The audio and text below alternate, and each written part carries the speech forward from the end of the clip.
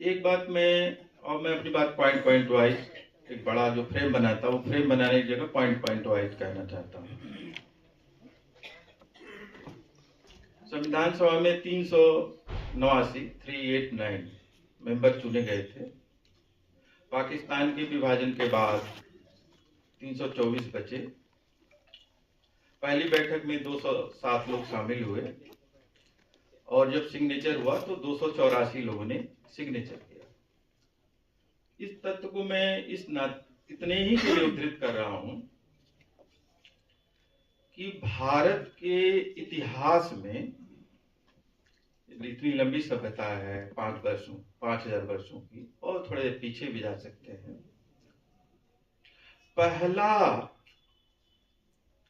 पूरे भारतीयों के लिए पहला एक ऐसा दस्तावेज तैयार हुआ था जिस पर सर्वसहमति थी कि अब ये जो भारत है, 284 लोगों ने उस पर सिग्नेचर किया था और सहमति का सिग्नेचर किया था। एक आदमी ने भी उस सहमति के सिग्नेचर पर असहमति दर्ज नहीं कराई थी। तो भीतर डिलिब्रेशन क्या होते हैं, इस पर बातें हो सकती हैं, लेकिन अंतिम बात वो होती है जिस पर सहमति की थी। इसके कुछ फिलॉसफिकल बिंदु हैं भारतीय संविधान के, कुछ वैचारिक बिंदु हैं, कुछ कानूनी बिंदु हैं, कुछ नियम संहिताएं हैं। भारतीय फिलॉसफी में दो धाराएं थीं। एक को साफ साफ हम वैदिक कहते हैं और एक को समण कहते हैं। एक को ब्राह्मणिकल भी कहते हैं, आर्य भी कहते हैं, आज हिंदू भी हो गया है, और दूसरे को समण कहते हैं, आसानी के लिए बौद्ध परंपरा कह लेते हैं, बहुजन परंपरा कह लेते हैं। एक की फिलॉसफी थी कि कभी भी सभी इंसान इक्वल नहीं हो सकते हैं, वैदिक फिलॉसफी, ब्राह्मणिक फिलॉसफी की।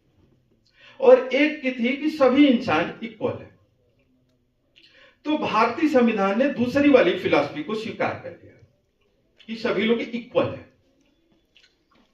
अब समय कम है तो मैं इतना ही बात कहूंगा कि एक फिलॉसफी लंबे से समय से कह रही थी कि सभी लोग इक्वल हैं, तो जो स्वीकार किए वो लोग थे जो ये कहते थे इक्वल नहीं है। लेकिन संविधान सभा में उनके प्रतिनिधियों ने भी ये स्वीकार कर लिया कि सभी लोग इक्वल हैं। फिलॉसफिकल बात जो सभी लोगों ने स्वीकार कर लिया, चाहे वो कभी हिंदू महासभा में रहे हों, चाहे वो कांग्रेस में रहे हों, चाहे वो मुस्लिम संगठन में रहे हों, चाहे वो सोशलिस्ट रहे हों, चाहे आदिवासी रहे, सब लोग ने। तो एक बड़ी विजय, थोड़ा मैं समय ज्यादा चाहता था, 15 मिनट तो कम से कम चाहता ही था। तो सभी लोगों ने बात स्वीकार कर लिया। मैं उस परिस्थिति की चर्चा नहीं करूंगा,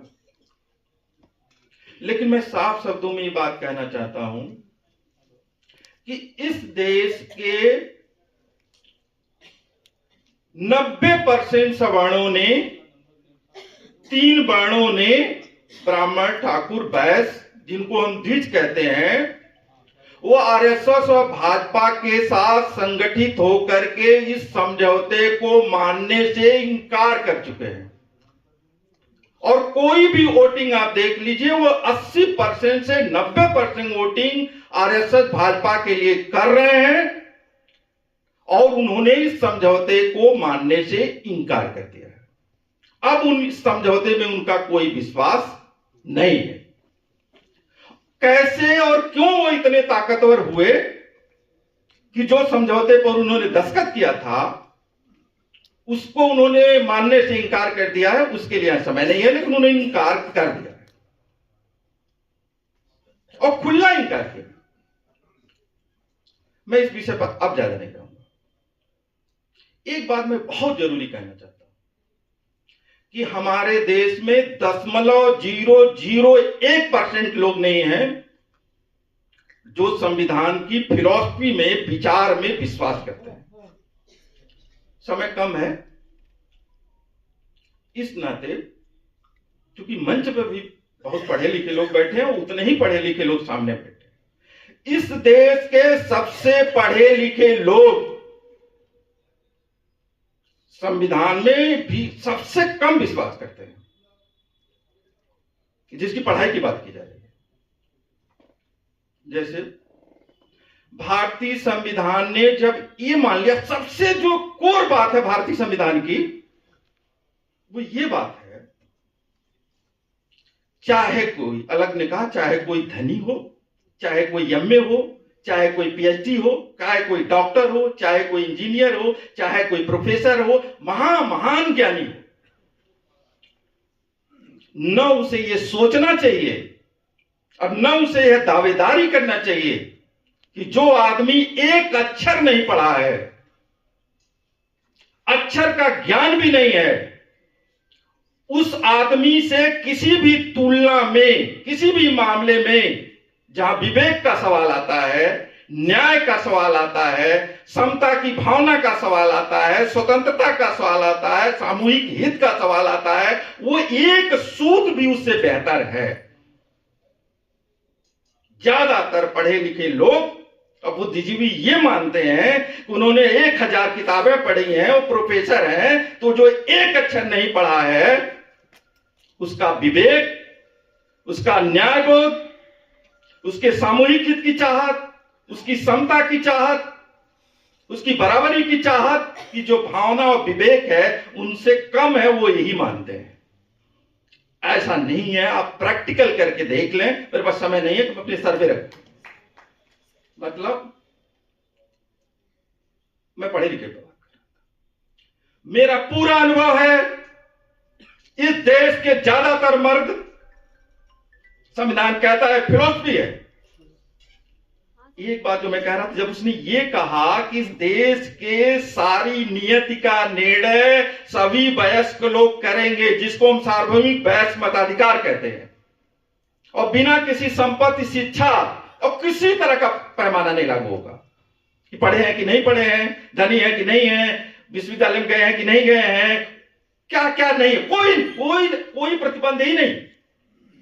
इसका मतलब यह मान लिया गया किस आधार पर किसी आदमी के बारे में आप ये नहीं कह सकते कि उसका जजमेंट सही होगा कि गलत होगा, यानी सामूहिक हित में होगा कि नहीं, न्याय के हित में होगा कि नहीं।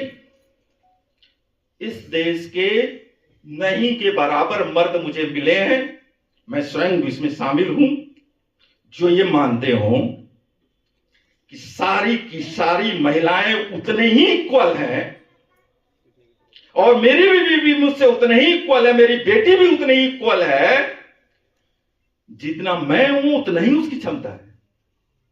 हमें से बहुत कम लोग संविधान में विश्वास। एक बात, बाहर बात करना आसान है, मैं स्वयं भी उसमें शामिल हूं।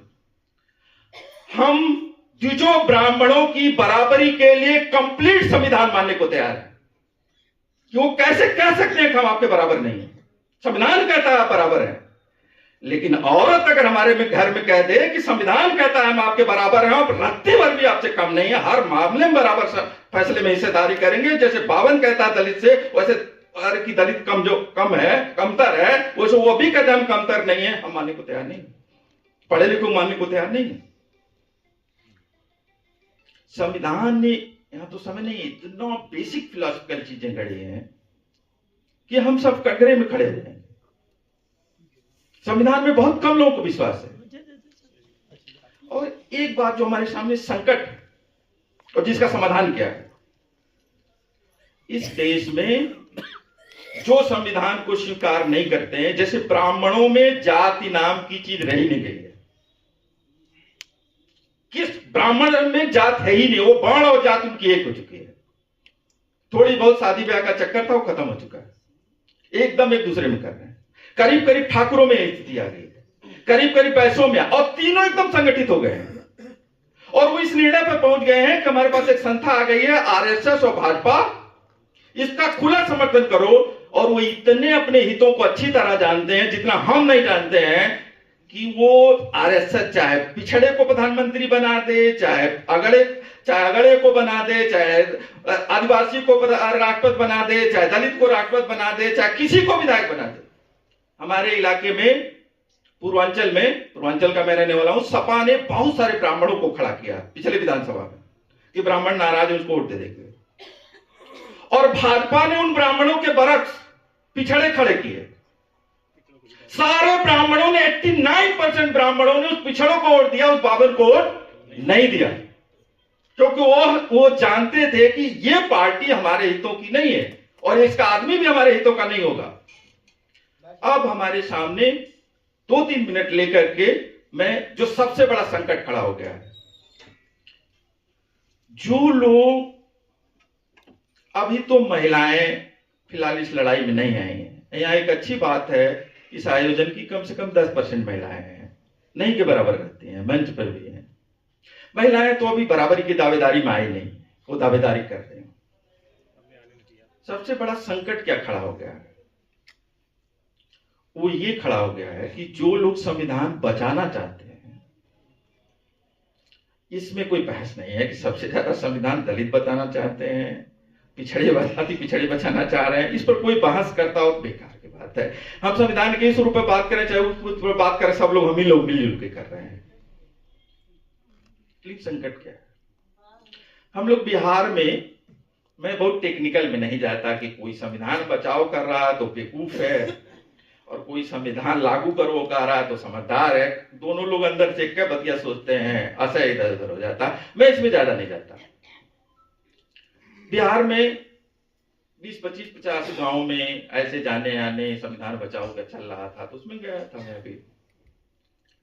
तो एक लंबे भाषण के बाद पासी समाज से एक महिला बाहर निकली, तो उन्होंने कहा कि बाबू आपकी बात से तो लग रहा है कि संविधान बचाना बहुत जरूरी है या संविधान लागू कराना बहुत जरूरी है, लेकिन आप ये बात कर रहे हैं कि इस समय ये स्थिति है कि जो भी भाजपा के साथ खड़ा है, आरएसएस के साथ खड़ा है, वो संविधान को नष्ट करने में खड़ा है।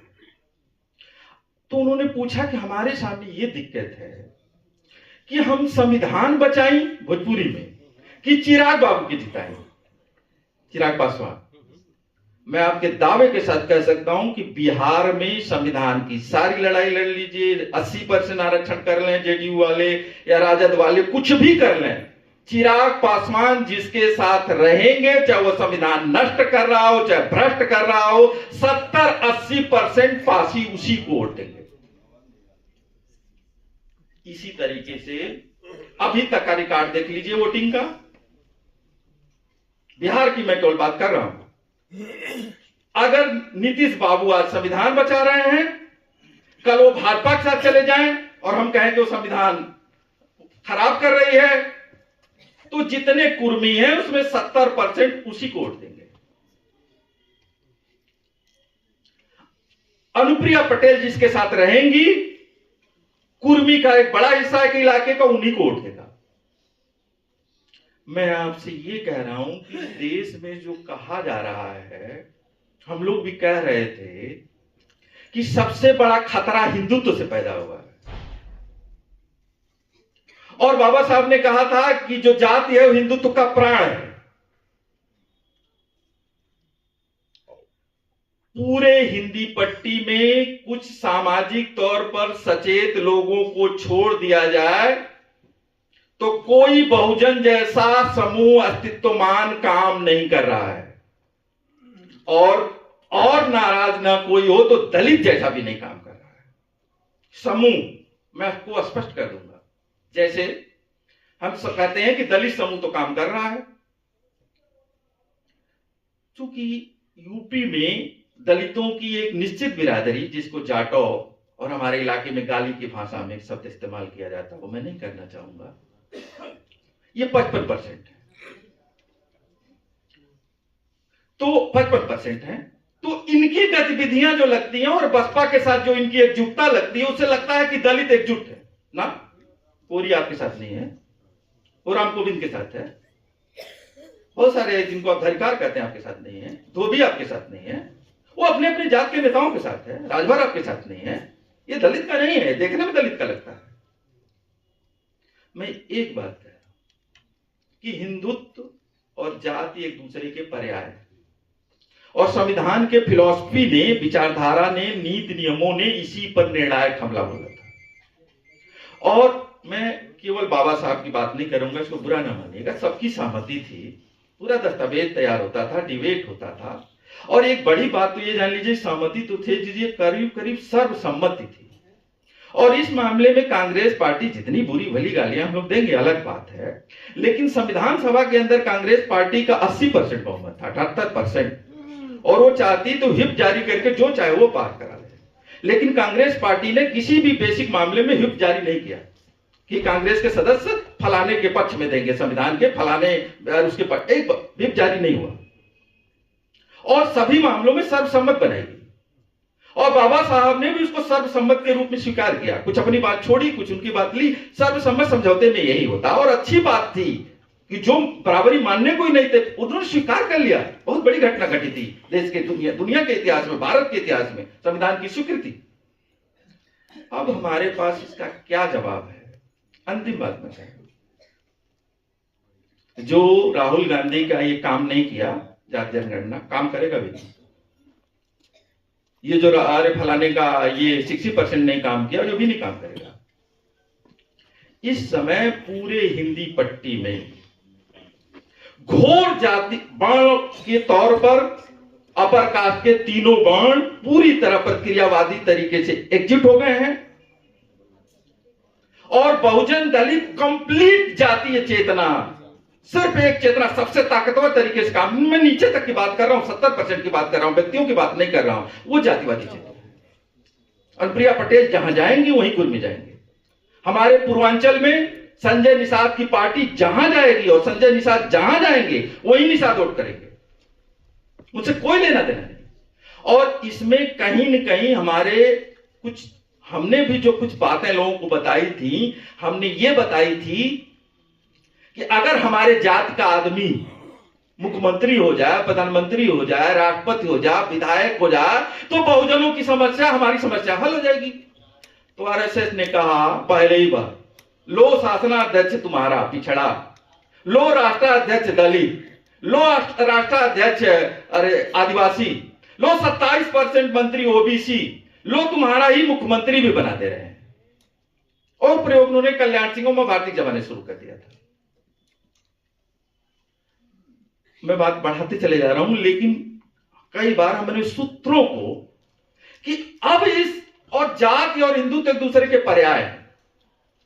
जो जातिवादी होगा वो भयंकर हिंदुत्ववादी होगा, और जो हिंदुत्ववादी हो भयंकर जातिवादी है। और कोई भी आदमी कल्पना भी करता है कि कोई साहू जी महाराज और कोई अरे बाबा साहब या कोई ज्योतिराव फूले रत्ती भर भी जातिवादी नहीं थे, बार भर भी जाति। और बात इतनी बुरी तरह चली गई है तपेंद्र जी कि वाल्मीकि जी कवि हैं तो काम कौन करेगा? उन पर नरेंद्र वाल्मीकि। संत राम बीए कुमार हैं तो काम कौन कर रहा है? महेश प्रजापति। फिर ललई सिंह यादव है तो काम कौन कर रहा है? धर्मवीर यादव गगन। ज्योतिराव फूले का पता चल गया सबको माली है तो कौन काम कर रहा है? सुभाष चंद्र सैनी। इंटेलेक्चुअली इतना डिवाइडेड।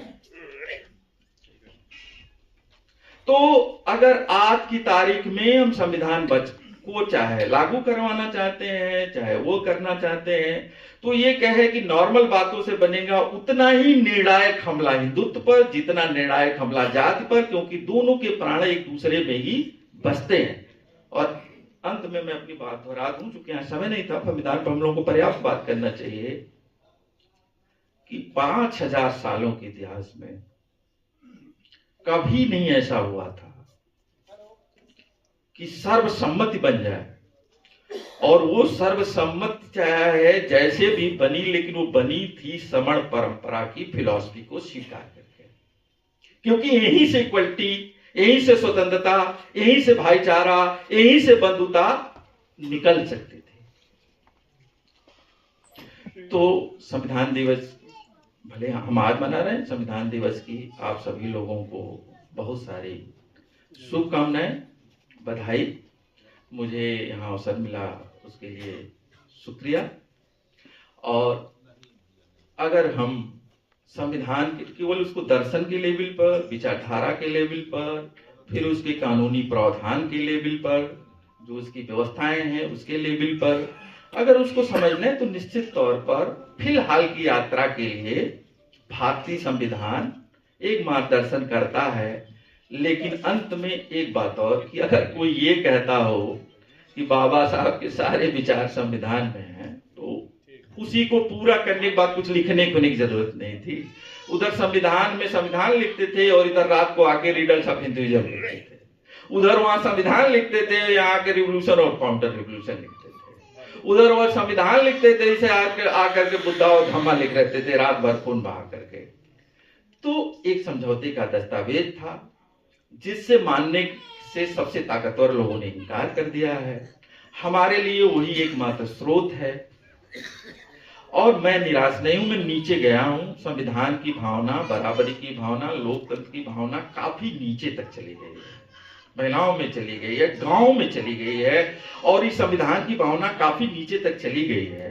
मुझे कभी नहीं लगता है कि कोई नरेंद्र मोदी, कोई आरएसएस, कोई भाजपा इस देश में लोकतंत्र को खत्म कर देगा। और गांव में जो इतने बड़े पैमाने पर लोगों के अंदर लोकतांत्रिक भाव आए हैं, विचार आए हैं, दर्शन आए हैं, वहां से कोई प्रतिवाद और प्रतिरोध नहीं होगा। मुझे ऐसा नहीं लगता, खूब प्रतिवाद और प्रतिरोध होगा। शुक्रिया, धन्यवाद। धन्यवाद रामू सिद्धार्थ जी।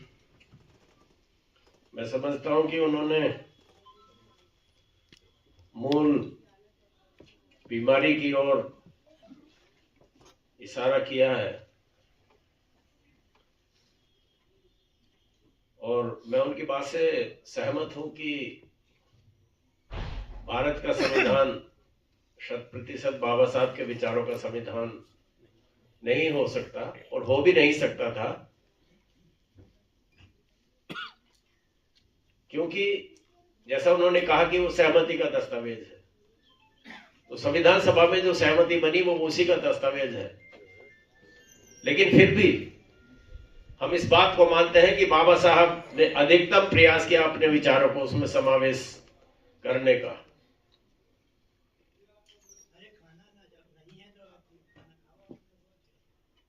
साथियों, अभी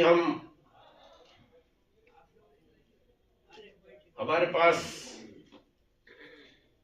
हमारे जो अध्यक्ष चीफ कन्वीनर हैं उनकी तरफ से एक नाम आए हैं। मैं थोड़ा गुस्ताखी करते हुए, एडवोकेट पंकज प्रसून, अध्यक्ष हैं शायद डॉक्टर अम्बेडकर अधिवक्ता संघ। मैं इनको बुलवाऊंगा, लेकिन थोड़ा सा क्रम में। अभी मैं उनसे पहले जिनके लिए हम सभी जो हमारे मंचासीन अतिथि हैं, उनमें एक बहुत बड़ा नाम डॉक्टर प्रोफेसर रविकांत, मैं उनको बुलवाना चाहता हूं। और मैं चाहता हूं कि उनकी बातों को, जो हमारे मंचासीन लोग हैं उन पर, क्योंकि विचार विमर्श वहीं से निकलना है। हम सभी, जैसा उन्होंने कहा कि हम सभी चाहे मंच के इधर हो या उधर हो, हम सभी बुद्धिजीवी जमात के लोग हैं और किसी न किसी फील्ड में हम काम कर रहे हैं, समाज के किसी न किसी फील्ड में काम कर रहे हैं, या कोई भी किसी से कम या ज्यादा नहीं है। बात सामर्थ्य की होती है कि कोई कितना सामर्थ्य में कितना कर पाता है, वो उसका निर्धारण आदमी स्वयं करता है। तो मैं डॉक्टर प्रोफेसर रविकांत, मैं उनको आमंत्रित करता हूं कि आप आए और हमारा मार्गदर्शन करें।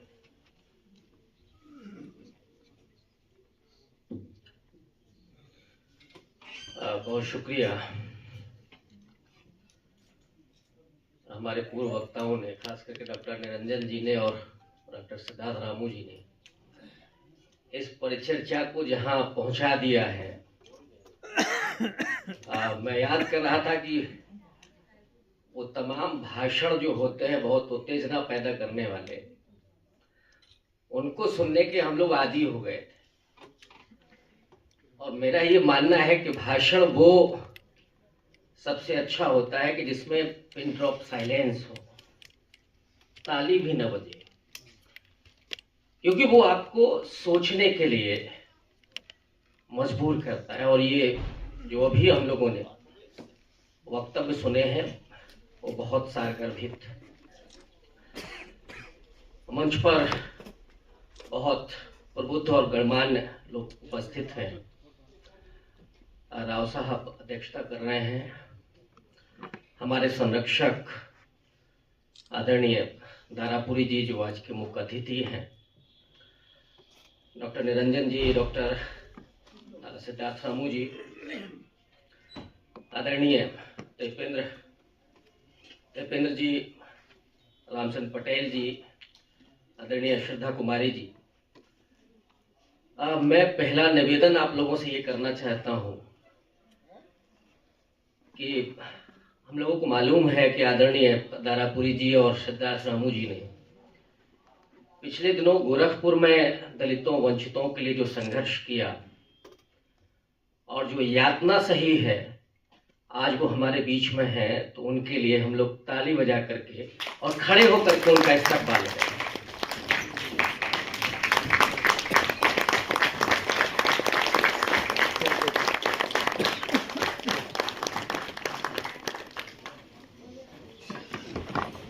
बहुत धन्यवाद। साथियों, बातचीत जहां पहुंच चुकी है कि वो संविधान जिसे 5000 साल की जो परंपरा थी और उसमें जो असमानता और भेदभाव व्याप्त था, उसको दूर करते हुए जो श्रमण परंपरा की समता है उस पर सहमति दर्ज की गई। एक और महत्वपूर्ण बात मैं इसमें जोड़ देना चाहता हूं कि ये सहमति इस पर भी थी कि एक अछूत समाज से माने जाने वाले डॉक्टर अंबेडकर उस प्रारूप समिति के अध्यक्ष थे जिन पर अधिकांश संविधान को ड्राफ्ट करने की जिम्मेदारी थी, और उसे उन 284 लोगों ने स्वीकार किया उनकी विद्वता को। वहां से भारत के लोकतंत्र के निर्माण की प्रक्रिया शुरू होती है। वो बात अलग है कि आज हम जहां खड़े हैं और वहां से मुड़कर के देखते हैं तो लगता है कि हमने बहुत कुछ खो दिया है, और जो हमारी सहमति थी उस सहमति को बहुत कुछ हमने भी नष्ट किया है। हमें अपनी असफलता को स्वीकार करना चाहिए, और जो डॉक्टर सिद्धार्थ जी ने कहा था कि जो लोग पढ़ लिख करके थोड़ा कुछ नौकरी पा लेते हैं तो उनको कुछ अलग सा एहसास होने लगता है। शायद ये एहसास कि हम कहीं थोड़ा अलग, कहीं श्रेष्ठ हैं, उसने ही जो डेमोक्रेटिक समाज बनना चाहिए था, जो सोशल डेमोक्रेसी को स्थापित किया जाना चाहिए था, उस पर एक सवालिया निशान खड़ा कर दिया। बाबा साहब अंबेडकर का वो आखिरी भाषण संविधान सभा का मुझे बार बार याद आता है, 25 नवंबर 1949 का, जिसमें उन्होंने कहा था कि हम राजनीतिक रूप से तो एक हो रहे हैं। 26 जनवरी 1950 को जब देश का संविधान लागू होगा तो वो चाहे राजा हो या मजदूर, वो चाहे अमीर हो या गरीब, उसके वोट का मूल्य और उसका मत एक होगा। हमारे सामने जो दो बड़ी चुनौतियां होंगी वो एक होगा सोशल डेमोक्रेसी का और दूसरा आर्थिक समता को स्थापित करने का। बाबा साहब तो यहां तक कहते हैं कि उसके लिए हमारा संविधान और हमारी व्यवस्था जो हमने की है वो पर्याप्त है। इसके जरिए ही हम ये लक्ष्य हासिल करेंगे, लेकिन वो नहीं हुआ। अब हम लोग फिर से पुनर्विचार कर रहे हैं कि किधर जाना है और कैसे चलना है। एक तो सोशल डेमोक्रेसी का जो डेवलपमेंट है वो जो मुझे दिखता है, मैं बहुत मोटे तौर पर उसको बहुत कम शब्दों में आपके समक्ष रखना चाहता हूं। जो डेमोक्रेसी शुरू हुई थी उस समय अधिकांश जो लोग थे, जो सत्ता में बैठे हुए थे, जिनके पास पावर थी, वो अपर कास्ट से आ रहे थे। अगर हम मोटे तौर पर कहें तो करीब 3 से 4 दशक तक वो अपर कास्ट सत्ता में है और राजनीतिक चेतना, वोटिंग राइट और अपने अधिकारों के प्रति जो चेतना धीरे धीरे शीर्ष से बॉटम की तरफ जा रही थी, उसमें 3-4 दशक के बाद अगर हम 2-4 अपवाद छोड़ दें तो वो पावर अपर ओबीसी के हाथ में पहुंचती है। और वो अपर ओबीसी या अगर दलितों को देखें तो उसमें जिसकी सबसे ज्यादा संख्या है, जो सबसे ज्यादा संघर्षशील रहा, जिसने ज्यादा संघर्ष किया, उसके हाथ में वो सत्ता पहुंचती है। वो सत्ता, वो पावर जिसे ट्रांसफर करना चाहिए था, क्योंकि वो चेतना बॉटम से निकल करके आ रही थी। और सत्ता में जिसे हम भागीदारी कहते हैं, वो भागीदारी की चेतना जहां बॉटम से निकल करके आ रही थी, वहां वो सत्ता ट्रांसफर नहीं होती है। इसको अगर मैं थोड़ा सा उदाहरण से कहूं तो जो अपर ओबीसी माने यादव, कुर्मी, लोध, गुर्जर, इन जातियों के हाथ में, जाट, इन जातियों के हाथ में जो पावर आई थी वो अपनी जगह रुक गई। दलितों में खास करके जाटवों के हाथ में जो पावर आई थी वो भी ट्रांसफर नहीं हुई।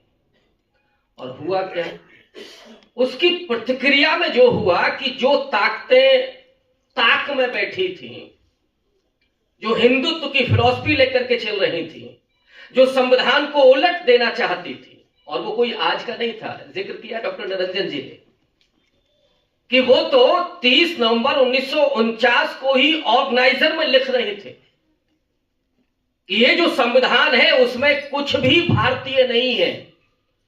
और तर्क दिया जा रहा था कि भारतीय इसलिए नहीं है क्योंकि इसमें मनुस्मृति की संहिताएं नहीं। माने वो चाहते थे कि मनुस्मृति की वो तमाम आचार संहिताएं संविधान में होती। तो वो जो ताकतें समानांतर चल रही थी, उन्होंने इस अंतर विरोध को समझा और इन छोटे समूह वाली जातियों के एस्पिरेशन का फायदा उठा करके अपने साथ उन्होंने जोड़ा और वो सत्ता में पहुंच गए। यानी जहां जो बैटन थी, जिसके हाथ में सौंपी गई थी, उसने आगे उसको ट्रांसफर नहीं किया। और हुआ ये कि जो संविधान के खिलाफ जो शक्तियां थी वो सत्ता में पहुंच गई। इसलिए अभी जो सिद्धार्थ रामू जी ने कहा कि जो जातीय चेतना है, जिसमें और हिंदुत्व में कोई फर्क नहीं, अब इसे हम विडंबना कहें या जो भी आप कहें, ये जातीय चेतना तो वहां पहुंची है और उन्हें भी उस पावर को एक्सरसाइज करने का, पावर को प्रैक्टिस करने की वो सलाहियत उनमें आ रही है। और जब वो आ रही है, अगर आप नहीं दे रहे हैं तो फिर वो उधर भी चले जाते हैं। ये जो गड़बड़ियां हुई हैं इस पूरे सोशल डेमोक्रेसी के सिस्टम में, जो पॉलिटिकल डेमोक्रेसी चल रही थी उसी के समानांतर सोशल डेमोक्रेसी चल रही थी, इसने थोड़ी सी दिक्कत पैदा किया। अब इसको समझ करके अगर पॉलिटिकल पार्टीज जो अपने आप को सोशल जस्टिस की पॉलिटिक्स करने वाली कहती हैं, अगर वो इस पर अमल करती हैं तो मुझे लगता है कि इन ताकतों को, जो मुट्ठी भर 120 करोड़ की आबादी एक तरफ और 20 करोड़ की आबादी एक तरफ, तो वो बड़े आसानी से आप पलट सकते हैं। लेकिन समस्या ये है कि बैटन आप अपने हाथ में ही पकड़े हुए हैं, उसको नहीं छोड़ना चाहिए। एक दूसरे बिंदु को मैं उठाना चाहता हूं, वो है कि हम लोग बार बार बात करते हैं कि बाबा साहब का जो मिशन था वो अधूरा रह गया। और कई बार ये होता है कि हम बाबा साहब के मिशन को उस ढंग से देखते ही नहीं। एक और बात होती है, आप में से हो सकता है मैक्सिमम लोग मुझसे सहमत नहीं हो, लेकिन मैं समझता हूं कि इस देश में जो लड़ाई है वो वर्चस्व बनाम बंधुत्व की है।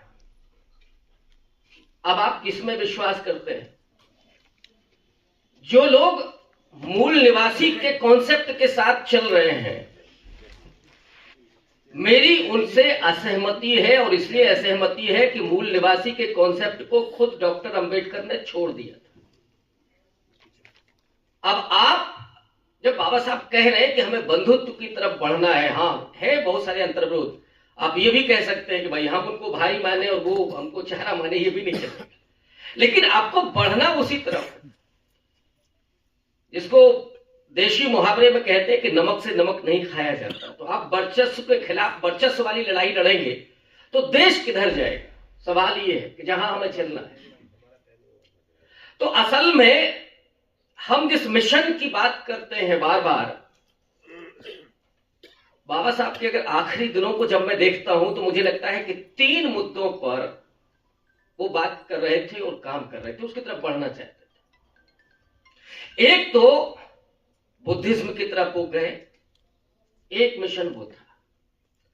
दूसरा मिशन था उनका बुद्धिस्ट सोसाइटी ऑफ इंडिया के जरिए इस देश में एजुकेशन को और हेल्थ सिस्टम को मजबूत करना, क्योंकि जहां से ये गरीबी के साथ जो बीमारी है, जो हमारी बदहाल व्यवस्था है, उसमें हमारे पास ये चीजें नहीं है। जो लोग कहते हैं कि ये जो तबका है वो बड़ा अंधविश्वासी है, हाँ है, वो आस्थावादी है, क्योंकि जिस माँ बाप के बच्चे बीमार होते हैं और अगर उनके पास हॉस्पिटल नहीं है, उनके पास दवा नहीं है, तो वो ईश्वर के ही शरण में जाते हैं, भगवान मेरे बेटे को, मेरे बच्चे को बचा ले। इस पर हमने काम नहीं किया। इंजीनियर भोजराज जी ने उधर इशारा किया था, और मैं तो अभी दारापुरी जी के डिस्ट्रिक्ट है शायद फगवाड़ा या जगह है, वहां गया था। वहां पे कुछ डॉक्टर्स काम कर रहे हैं और वो बहुत बड़ी तादाद उनकी नहीं है, मुश्किल से 20-25 लोग होंगे। बेहतरीन एजुकेशन सिस्टम वो डेवलप कर रहे हैं वहां से, बिना किसी शोर के। अभी एक वो बाबा साहब के घर की तरह का, राजगृह की तरह का, वो एक रिसर्च सेंटर बना रहे हैं, जिसमें सारनाथ से लेकर के भीमापुरे गांव तक की मिट्टी को लेकर के गए, उस घर को बनाए। ये जो काम होने चाहिए भाई, जिसको राजनीति कर रहे हैं वो करें, लेकिन हमारा जो दायित्व है, बाबा साहब ने जो मिशन दिया था बुद्धिस्ट सोसाइटी ऑफ इंडिया के जरिए कि आप अपने एजुकेशन के स्ट्रक्चर को मजबूत करें, वो हमने छोड़ दिया। हम केवल तीसरे वाले पर गए जो बाबा साहब का था, आरपीआई वाला, यानी पॉलिटिकल पार्टी का निर्माण करना और राजनीतिक चेतना के जरिए सत्ता हासिल करना। वो है, और मैं तो मानता हूं कि वो सबसे खूबसूरत लम्हा होगा जब इस देश का कोई वंचित तबके का व्यक्ति दिल्ली के लाल किले पर तिरंगा फहराएगा, तो सबसे खूबसूरत पल होगा। लेकिन 2 मिशन को हमने छोड़ दिया, एक तो बुद्धिस्ट सोसाइटी ऑफ इंडिया को और बुद्धिज्म को।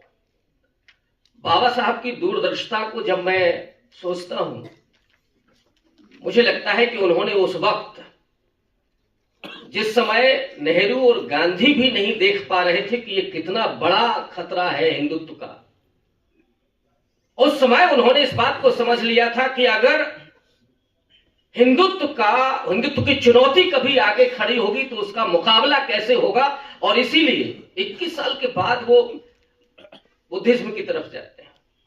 और उसके लिए जो बहुत सारे तर्क दिए बाबा साहब ने भी दिए, और हम तमाम लोग उस पर लिखते बोलते रहते हैं, लेकिन मुझे जो सबसे बड़ा तर्क लगता है वो ये कि बुद्धिज्म और हिंदुत्व के संघर्ष का एक इतिहास है, और वो वही इतिहास भविष्य की तरफ वो देख रहे हैं कि अगर हिंदुत्व कभी इस तरह का आज जो सपोला है, कभी वो अगर नाग बन के खड़ा होगा, कभी वो कोबरा बन करके खड़ा होगा, तो उसका मुकाबला कौन करेगा?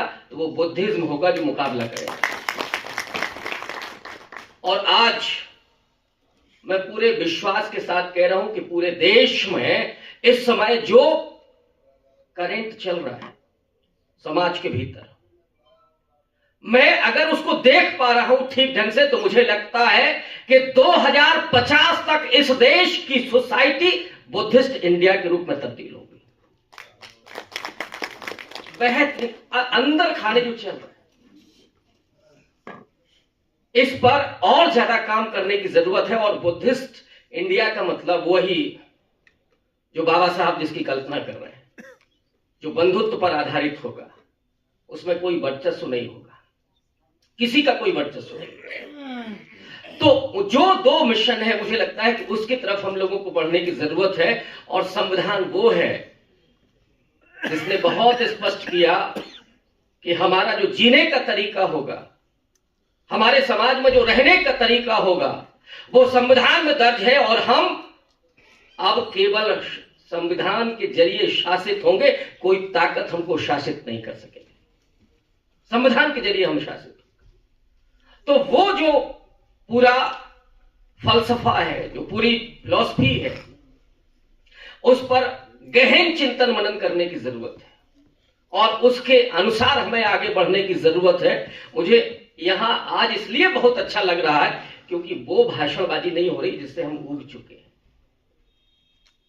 मुद्दे पर। और मैं थोड़ा सा माफी के साथ कहूंगा कि मैं ये सोच के नहीं आया था कि इतना गंभीर बातें होंगी इस मंच पर।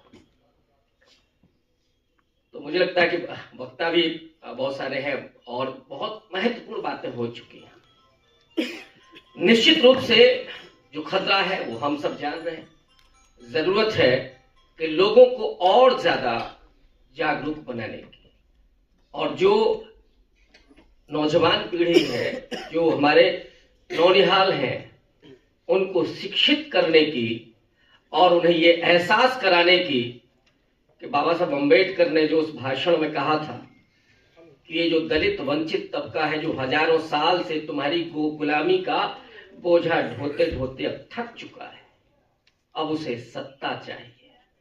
वो वक्त आने के लिए बेकरार है। बस आप अपनी मुट्ठियों को तान लीजिए, हौसले बुलंद कर लीजिए, लेकिन बंधुत्व के भाव के साथ और संविधान की उस पूरी संकल्पना के साथ। तो निश्चित रूप से हम कामयाब होंगे। और हमारे बीच में जब ऐसे लोग हों कि जो आज भी इस उम्र में भी जेल जाने से न डरते हों, संघर्ष कर रहे हों, हमारी जमीनें बचाने के लिए, दलितों और वंचितों को जमीनें दिलवाने के लिए जो उत्पीड़न हो रहा है उसके खिलाफ खड़े हो रहे हैं, तो हमें भविष्य उज्जवल दिख रहा है। और मैं उसी तरीके से आशान्वित हूं जिस तरह से हमारे मंच के बीच जो प्रबुद्ध लोग हैं वो आशान्वित हैं। बहुत शुक्रिया। जय भीम।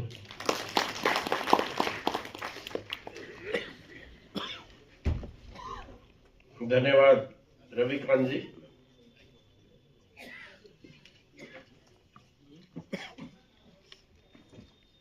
हम आपकी आशा से अपनी सहमति जताते हुए, हमारा भी दृढ़ विश्वास है कि जो सिस्टम हमें हमारे पूर्वजों के माध्यम से भारत के संविधान के रूप में मिला है, उसको वो आज उनकी सत्ता है, चाहे जो कर ले।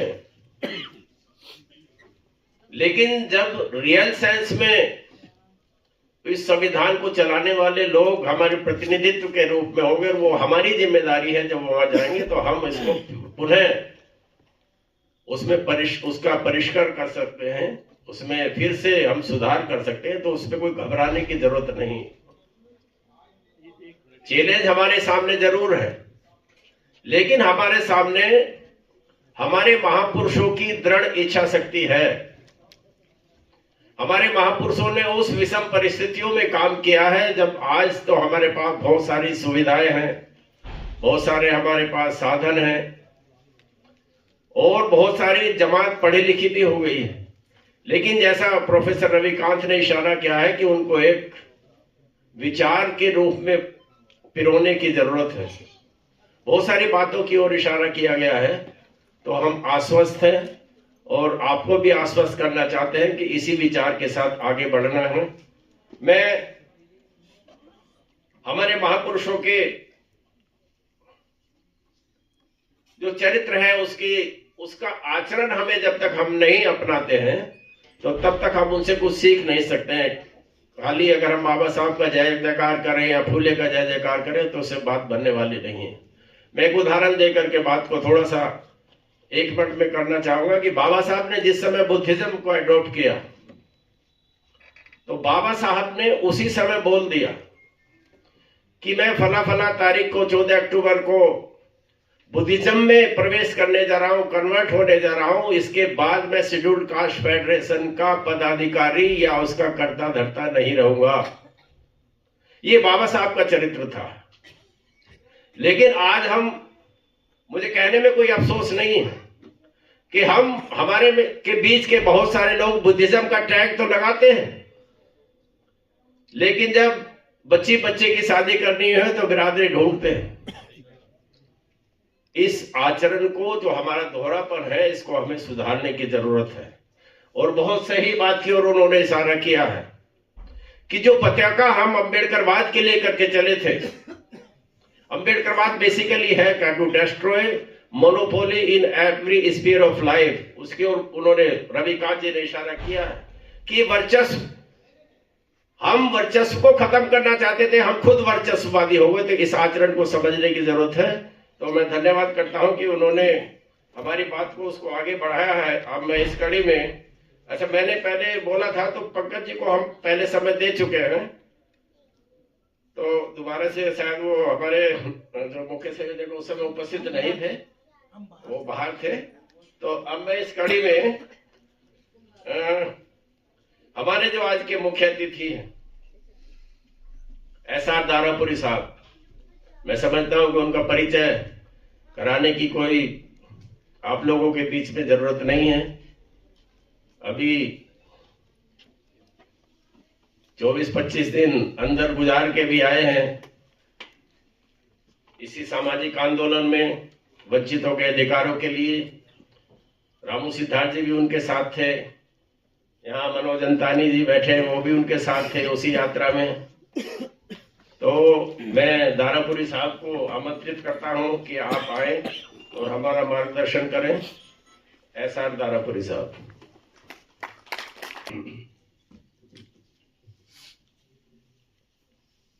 आदरणीय अध्यक्ष महोदय, मंच पर विराजमान महानुभाव एवं साथियों, आज यहाँ पर भारतीय लोकतांत्रिक समाज महासंघ की तरफ से संविधान दिवस के उपलक्ष्य में ये जो आयोजन किया गया है, ये बहुत सार्थक है और बहुत सामयिक है, क्योंकि हम लोग देख रहे हैं कि जो वर्तमान दौर है इसमें सबसे बड़ा हमला जो है वो संविधान पर ही हो रहा है और संविधान को तोड़ा मरोड़ा जा रहा है और संविधान के विपरीत जो है चीजें की जा रही है। संविधान हमारी सारी व्यवस्था को चलाने के लिए सर्वोपरि है। इसको इतने लोगों ने इतनी मेहनत करके इतने विचार मंथन के बाद बनाया था और इसको सबसे अच्छा बनाने की कोशिश की थी ये जो है। और हम देखें भी तो ये हमारा संविधान बहुत से देशों के संविधान से बहुत बेहतर भी है, बहुत अच्छा है, बहुत विस्तृत है।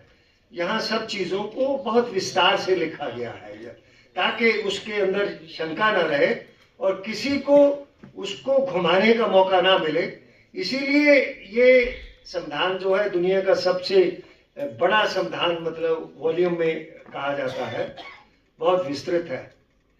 आज जब हम संविधान दिवस पर यहाँ चर्चा कर रहे हैं तो मैं आप लोगों से एक अनुरोध ये भी करना चाहूँगा कि हमें एक दूसरा संविधान जो है, जो बाबा साहब का अपना संविधान था, उसको भी जरूर पढ़ना चाहिए। हम लोग ज्यादातर जो है उसको भूल गए हैं, हमने उसको छोड़ दिया है। आप लोग जिन्होंने बाबा साहब को पढ़ा होगा उस पर आपने देखा होगा कि उन्होंने जब ये संविधान बनाने की बात चली थी और बाबा साहब ने शेड्यूल्ड कास्ट फेडरेशन की तरफ से, डिप्रेस्ड क्लासेस की तरफ से एक अपना संविधान बनाया था और वो संविधान बना के उन्होंने कॉन्स्टिट्यूट असेंबली के जितने मेंबर थे उन सबको सर्कुलेट किया था कि अगर भारत में भावी संविधान बनना है तो उसमें हमारे लिए क्या होना चाहिए। वो भी बहुत महत्वपूर्ण है। और मुझे यह कहने में कोई संकोच नहीं है कि जो वर्तमान संविधान है, आज हम जिसका दिवस मना रहे हैं, वो संविधान बाबा साहब के अपने संविधान से बहुत अलग है। हमें इस बात को अपने दिमाग में रखना चाहिए। बहुत सी ऐसी चीजें थी जो अगर बाबा साहब संविधान बनाने में स्वतंत्र होते, उनको पूरी आजादी होती, तो इस संविधान में बहुत सी चीजें नहीं होती और बहुत सी दूसरी चीजें होती। जैसा अगर आप जो बाबा साहब का अपना संविधान, और वो उसके बारे में आप जानते हैं कि वो स्टेट्स एंड माइनॉरिटीज के रूप में बाबा साहब ने उसको पुस्तिका के रूप में छपवाया था और उसका हिंदी अनुवाद भी उपलब्ध है।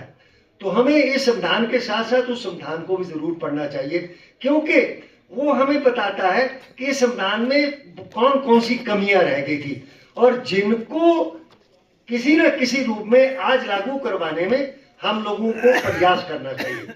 जैसे उदाहरण के तौर पर आप देखें, यहाँ वो आर्थिक एक उसमें बहुत महत्वपूर्ण प्रावधान बाबा साहब ने अपने संविधान में रखा था कि हम देखते हैं कि हमारे समाज में जब दलित वर्ग के लोग या अनुसूचित जाति के लोग अपने अधिकारों की बात करते हैं तो दूसरे लोग जो है वो उनका सोशल बाइकआउट कर देते हैं।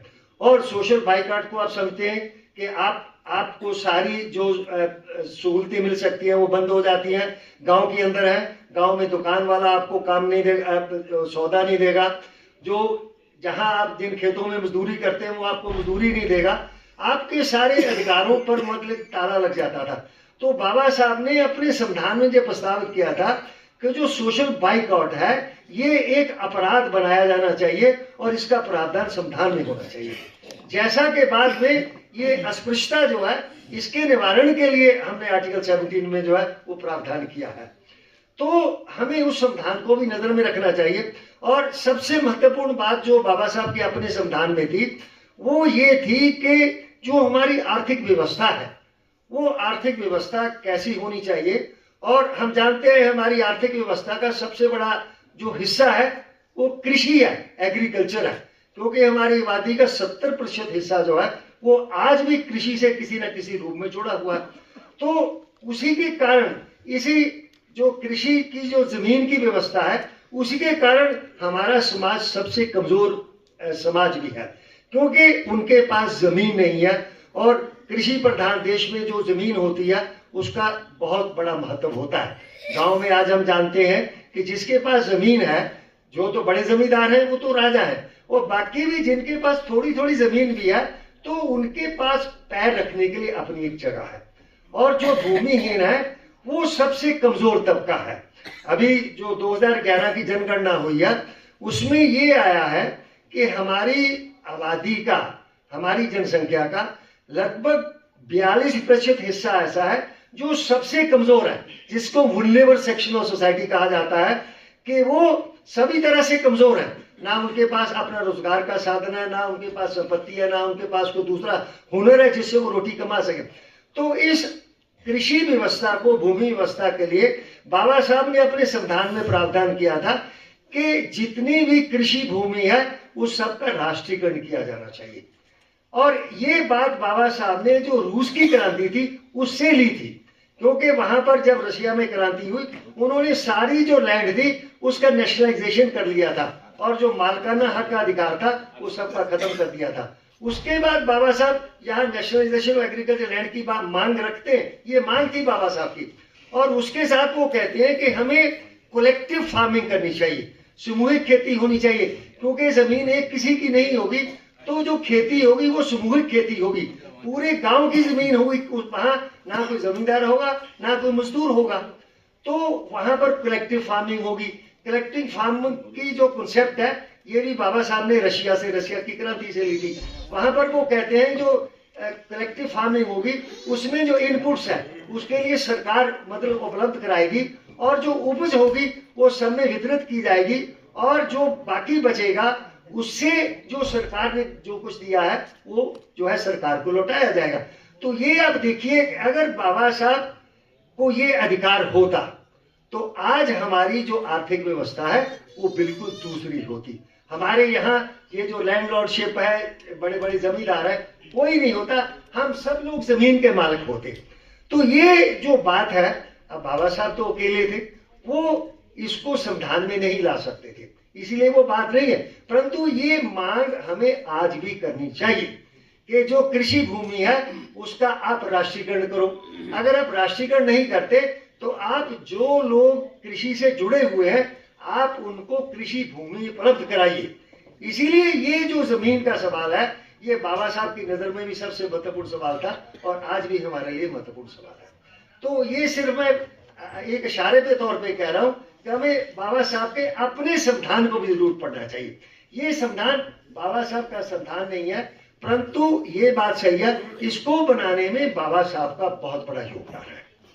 और इसके अलावा और बहुत सी ऐसी चीजें हैं जो बाबा साहब संविधान में लाना चाहते थे या नहीं आने देना चाहते थे। जैसे राइट टू प्रॉपर्टी है, प्राइवेट प्रॉपर्टी है, ये निजी संपत्ति का अधिकार है। बाबा साहब बिल्कुल इसके खिलाफ थे। वो कहते थे कि निजी संपत्ति नहीं होनी चाहिए, सारी सार्वजनिक संपत्ति होनी चाहिए, मतलब राष्ट्रीय संपत्ति होनी चाहिए। परंतु आप लोग जानते होंगे कि जो राइट्स कमेटी बनी संविधान बनाते समय उसमें बाबा साहब को रखा ही नहीं गया। तो इसीलिए बाबा साहब संविधान बनाने में बाबा साहब का बहुत बड़ा योगदान है। परंतु ये सारा संविधान बाबा साहब के रूप नहीं है। इस सब के कमजोरी के बावजूद भी, अकेले होने के बावजूद भी बाबा साहब ने संविधान को लोकतांत्रिक और सोशलिस्टिक समाजवादी बनाने में बहुत बड़ी मेहनत की, बहुत सारी कोशिश की। जो चीजें फंडामेंटल राइट्स में नहीं आ सकती थी उन चीजों को उन्होंने डायरेक्टिव प्रिंसिपल जो स्टेट पॉलिसी है उसके अंदर उन्होंने डाला। आप लोगों ने अगर बाबा साहब का कॉन्स्टिट्यूएंट असेंबली का पहला भाषण अगर आप लोगों ने पढ़ा हो या सुना हो, जो नेहरू ने ऑब्जेक्टिव्स रेजोल्यूशन जो मतलब अगस्त में वो पेश किया था, वो पास हुआ था, उसमें अचानक बाबा साहब को अपने कमेंट्स, अपनी बात कहने का मौका मिला। उसमें इसका बहुत सारे पहलुओं का बाबा साहब ने बड़ी आलोचना की थी। परंतु ये एक मतलब परिस्थिति थी कि बाद में उनने बहुत सारी चीजों को बाबा साहब को संविधान में शामिल करना पड़ा। इसीलिए हमारे बहुत सारे साथी जो हैं अति मतलब जोश में कह देते हैं ये बाबा साहब का संविधान है, हम ये नहीं करने देंगे, वो नहीं करने देंगे। हमें दिमाग में ये भी रखना चाहिए ये बाबा साहब का बनाया हुआ संविधान है, परंतु ये बाबा साहब का अपना संविधान नहीं है, ये हमारे देश का संविधान है, हमें उसको मानना है, उस पर हमें चलना है। अब ये है, हम ये भी जानते हैं कि संविधान 1950 में लागू हुआ, परंतु उसको शुरू करते ही जिस रूप में संविधान बनाने वालों ने अपेक्षा की थी कि ये संविधान सही ढंग से लागू होगा, जो मौलिक अधिकार है लोगों को मिलेंगे, लोकतंत्र बढ़ेगा और बाकी सब चीजें मोनोपोली, आर्थिक ये मोनोपोली नहीं होगी, वो शुरू से ही इसमें गड़बड़ी मतलब होनी शुरू हो गई। और जिसका नतीजा ये हुआ कि 1953 में जब बाबा साहब राज्यसभा के सदस्य थे, तो जब लोग उनसे बार बार कहते थे, बाबा साहब आलोचना करते थे, तो लोग कहते थे ये संविधान तो आपने बनाया, आपने बनाया। तो बाबा साहब ने दुखी होकर राज्यसभा में कहा था कि मैं ये बात सुन के तंग आ गया हूं कि ये संविधान मैंने बनाया। उन्होंने यहां तक ये कहा कि संविधान बनाने में तो मैं हैक था, मतलब मैं एक भाड़े का आदमी था जो मैंने संविधान बनाया। क्यों? उन्होंने ये कहा कि ये संविधान इससे किसी का भला नहीं हो पा रहा। क्योंकि इसको सही ढंग से लागू नहीं किया गया। इसलिए बाबा साहब ने अपने भाषण में यह कहा था कि कोई भी कानून बहुत अच्छा या बुरा नहीं होता, परंतु कानून को लागू करने वाले कैसे हैं उन पर मतलब जो है सारा निर्भर करता है। कोई भी बुरे कानून का जो परिणाम है अच्छे निकल सकते हैं और किसी भी अच्छे कानून के परिणाम जो गलत निकल सकते हैं। मुख्य बात जो है वो लागू करने वालों पर जो है निर्भर करती है। इसीलिए संविधान के लागू करते ही जिन हाथों में संविधान लागू करने की बात कही, उन्होंने इसको ईमानदारी से सही मतलब मंशा के साथ उसको लागू नहीं किया। इसलिए बाबा साहब ने तो संविधान जलाने की बात तक कह दी थी कि अगर इस संविधान को जलाने की जरूरत है तो मैं इसको जलाने वाला पहला व्यक्ति हूंगा। तो वो एक इशारा था बाबा साहब का कि संविधान सही रूप से लागू नहीं किया जा रहा, इसीलिए हमारा भला नहीं हो रहा। उनकी अपेक्षा थी कि जैसा भी संविधान बना है उसको सही भावना के साथ उसको लागू किया जाना चाहिए। ये बाबा, और वही स्थिति आज भी बनी हुई है। आज भी जो संवैधानिक प्रावधान है वो उनका सबका उल्लंघन किया जा रहा। संविधान के अंदर सबसे बड़ी बात जो बाबा साहब ने नहीं डाली थी, जो दुनिया के दूसरे संविधानों में नहीं है, वो कॉन्स्टिट्यूशनल मोरालिटी की है, संवैधानिक नैतिकता की है। क्योंकि उनका कहना था कि बहुत सी चीजें ऐसी होती हैं जो कानून से कवर नहीं होती है, या कानून उनको सही है या गलत है ये नहीं बता सकता। वहां आपकी जो नैतिकता होती है वो आपको बताती है ये सही है या गलत है। परंतु हमने ये भी देखा कि हमारे यहाँ सबसे पहले जो कॉन्स्टिट्यूशनल मोरालिटी थी उसका ही शिकार किया गया और उसका ही उल्लंघन किया गया। एक बड़ी उदाहरण मैं आप लोगों को देता हूं कि राज्यसभा में जो सदस्य बनते हैं वो उस स्टेट के रिप्रेजेंटेटिव होते हैं, वो उस जो स्टेट होती है हमारी जो प्रांत है उसका प्रतिनिधित्व करते हैं। उसके लिए जरूरी था कि जो राज्यसभा का मेंबर बनेगा वो उसी राज्य का निवासी होना चाहिए। ये संवैधानिक व्यवस्था थी जो की गई थी। तो आपने देखा होगा सबसे पहले कांग्रेस ने इसका उल्लंघन किया। उन्होंने एक राज्य के रहने वाले एक व्यक्ति को दूसरे राज्य का प्रतिनिधि बना के राज्यसभा में भेज दिया। उसके बाद तो ये हो गया कि जिसको भेजना है चाहे कहीं भी रहने वाला है उसको जो है हम भेज देंगे, क्योंकि आपने वो जो नैतिकता थी, अगर मैं किसी स्थान को बिलोंग करता हूं तो मेरा उससे लगाव है, मेरे मन में उसका भला उसकी प्रकृति ये रहती है। तो अगर मैं नहीं हूं तो मेरा उससे कोई लगाव नहीं है। इसकी बड़ी ठोस उदाहरण मैं आप लोग को देता हूं। ये थोड़ी अंदर की बात है कि मनमोहन सिंह जी को जो है जब राज्यसभा का मेंबर बनाया गया तो उनको असम से बनाया गया। अब वो असम के निवासी तो नहीं थे, तो उसके लिए क्या किया गया कि वहां पर जो सैकिया जो मुख्यमंत्री थे उनके मकान में मनमोहन सिंह जी को किराएदार दिखाया गया, उनकी किराएदारी दिखाई गई और तब उनको असम से राज्यसभा का मेंबर जो है बना के भेजा गया। ये बात मुझे उस व्यक्ति ने बनाई जिसको मनमोहन सिंह जी ने खुद कहा था, उनसे पूछा था कि अगर आप होते तो क्या करते। तो उस व्यक्ति ने कहा, मैं उसका नाम लेना चाहूंगा, SP Shukla, retired IAS officer है, भारत सरकार के फाइनेंस कॉमर्स सेक्रेटरी रहे हैं, मतलब बहुत उसको सोच के उन्होंने एसपी शुक्ला ने मनमोहन सिंह जी से कहा कि अगर मैं आपकी जगह होता तो मैं इनकार कर देता, मैं ये जाल बट्टा नहीं करता। तो इसे आप अंदाजा लगाइए जो संवैधानिक नैतिकता है उसका क्या होता रहा है और आज भी क्या हो रहा है। कहीं का रहने वाला है उसको कहीं जगह नहीं मिली तो उसको संविधान का उसका जो राज्यसभा का मेंबर बना के रख दो। अच्छा कुछ भी नहीं है, उसके पास पैसा है तो वो भी राज्यसभा का मेंबर बन के जा सकता है, चाहे वो कहीं का रहने वाला है। और इस बात को लेके मैंने एक नेता को पॉइंट आउट किया था। मैं, अगर आप बुरा नहीं माने, मैं काशीराम जी का नाम लेना चाहूंगा। जब उन्होंने सबसे पहले राज्यसभा में एक वो सदस्य को भेजा, क्या नाम था उसका, है जयंत मल्होत्रा, मैंने घुमा के बात की। मैंने कहा काशीराम जी हम तो पड़ोसी है, कोई ऐसी बात नहीं, हम उम्र भी है, कोई ऐसी बात नहीं। तो मैंने उनसे कहा कि काशीराम जी आपसे दलित नाराज है। क्या लगे क्यों? मैंने कहा कि वो इसीलिए नाराज है कि आपने पहला सदस्य राज्यसभा में भेजा है और वो आपने किसी दलित को नहीं भेजा, किसी बसपा के मेंबर को नहीं भेजा, आपने जयंत मल्होत्रा को भेजा है। तो काशीराम जी कहने लगे कि दारापुरी जी आपको मालूम है पार्टी चलाने के लिए पैसा चाहिए। मैं काशीराम जी की हार्दिक इज्जत करता हूं परंतु मैं आलोचना भी करता हूं क्योंकि मैं बहुत सी ऐसी चीजें जानता हूं शायद बहुत सारे लोग नहीं जानते होंगे। तो उन्होंने कहा कि भाई, काशीराम जी ने कहा कि दारापुरी जी आप जानते हैं पार्टी चलाने के लिए पैसा चाहिए। मैंने कहा हाँ ये बात तो सही है, पैसे के बिना तो पार्टी नहीं चलती है। तो उन्होंने कहा कि जयंत मल्होत्रा ने हमारी पार्टी को पैसा दिया। तो मैंने कहा ठीक है ओके पैसा। मैंने कहा इसका मतलब ये है कि जब एक दूसरी वैकेंसी आएगी, दूसरा भेजा जाएगा तो एक दूसरा जयंत मल्होत्रा आ जाएगा। तो मैंने कहा कि ये बताइए ये लोग जो अपना घर बार छोड़ के नौकरियां छोड़ के इतने सालों से आपके साथ जो है मतलब जुड़े हुए हैं, जिन्होंने सबको छोड़ा, इनका नंबर कब आएगा? तो उससे आप लगा लीजिए मतलब औरों ने नहीं है, अपने लोगों ने भी ये सब कुछ किया है। उसके बाद जो कुछ हुआ मैं उसके बारे में ज्यादा नहीं कहना चाहता है। तो ये जो संवैधानिक नैतिकता है इसका ये सबसे बड़ा शिकार हुआ और उसके कारण ये सारी अनियमितताएं जो है वो होती जा रही है। और वैसे तो पहले से ही जो संवैधानिक संस्थाएं थी उनके साथ छेड़छाड़ होती रही है। इंदिरा गांधी ने जज ही बदल दिया था, वो जो जिन्होंने किया था, और जो चीफ जस्टिस है वो दूसरा बना दिया, वो सारा कुछ हुआ। इधर जो है जो हमारी मुख्य 4 संस्थाएं हैं, इंस्टीट्यूशंस है, संवैधानिक इंस्टीट्यूशन है, उनके साथ बहुत बड़ी छेड़छाड़ की जा रही है।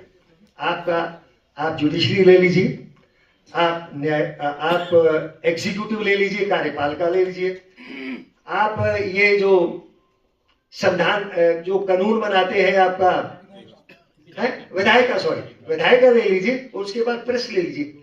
आज जुडिशरी का क्या हाल है, वहां पर चीफ जस्टिस कैसे हो रहे हैं, या किस प्रकार से सुप्रीम कोर्ट के जज बन रहे हैं, और किस प्रकार के निर्णय दिए जा रहे हैं, किस प्रकार के निर्णय जा रहे हैं। उसके बाद आप कार्यपालिका को देख लीजिए। कार्यपालिका के बारे में सरदार पटेल ने, मैं क्योंकि उस सर्विस का हिस्सा रहा हूं, IAS IPS को उन्होंने कहा था कि ये स्टील फ्रेम है हमारा। अंग्रेजों के समय में वास्तव में स्टील फ्रेम था। वहां जो ICS ऑफिसर होते थे, अगर वो किसी बात से सहमत नहीं थे, वो फाइल के ऊपर लिखते थे, वो भाईबंदी में नहीं पढ़ते थे। तो आज तो मैं 32 साल उस व्यवस्था का हिस्सा रहा हूं, मैंने देखा जिसको सरदार पटेल ने स्टील फ्रेम के रूप में मतलब चिन्हित किया था कि हमारा स्टील फ्रेम होगा, इसमें हमारी स्ट्रक्चर सारी खड़ी रहेगी, आज वो बिल्कुल वो जो बर्तनों में कलई करते हैं सबसे नरम होता है, जिसको टिन कहते हैं, आज ये टिन हो गया। इसको जहां चाहे घिसा लो, जहां चाहे रगड़ लो, जैसा चाहे मोड़ लो। तो हमारी कार्यपालिका का आज ये हाल हो गया। और जो आपकी विधायिका है उसका तो कहना ही क्या, उसमें तो कुछ बचा ही नहीं है। कौन मंत्री बन जाएगा, कौन मुख्यमंत्री बन जाएगा, कौन विधायक कितने में खरीदा जाएगा, कौन विधायक कितना पैसा खर्च करके मतलब जो विधायक बनेगा और अपना कारोबार चलाएगा। अभी एक वो जो तलाशी चल रही है उसमें कितने 100 करोड़ मतलब नगद ही बरामद हो रहा, बाकी तो खैर छोड़ लीजिए। तो हमारी विधायिका जो है उसके अंदर भी एक महाकरप्शन है। कार्यपालिका, उसको मैं अंदर से जानता हूँ वो कितनी करप्ट हो चुकी है, कितनी स्वार्थी हो चुकी है। और जो जुडिशरी है उसका क्या हाल है, और प्रेस का तो आप गोदी मीडिया के बारे में जानते हैं। तो ये जो हमारे स्तंभ थे, ये स्तंभ जो है बहुत कमजोर कर दिए गए हैं, बहुत छेड़छाड़ कर दी गई है। अगर ये हमारे स्तंभ नहीं बचेंगे, या इनको बचाने के लिए हम लोग लड़ाई नहीं लड़ेंगे, हम लोग खड़े नहीं होंगे, इनके पक्ष में नहीं खड़े होंगे, तो आप समझ लीजिए संविधान बदले चाहे ना बदले, संविधान के रहते ही सब कुछ बदल जाएगा, सब कुछ बदल जाएगा।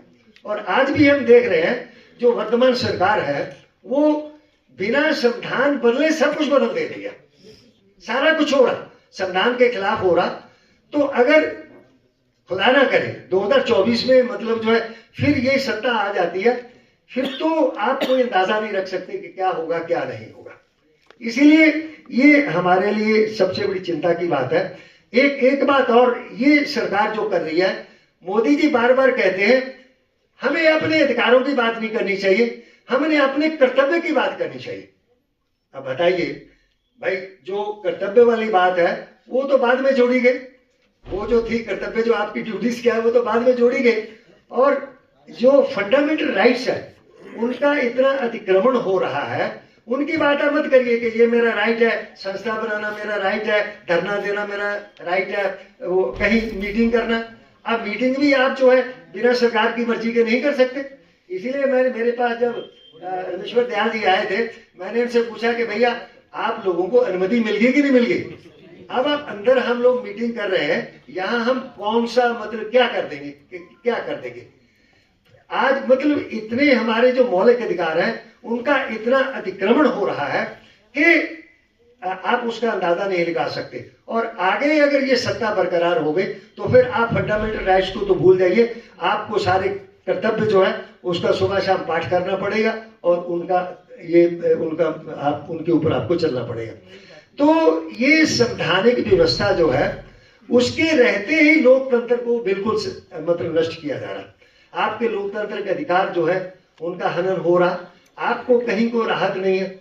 अब ये कार्यपालिका के उदाहरण मैं व्यक्तिगत तौर पर देता हूं, जैसे ये गोरखपुर वाली घटना है।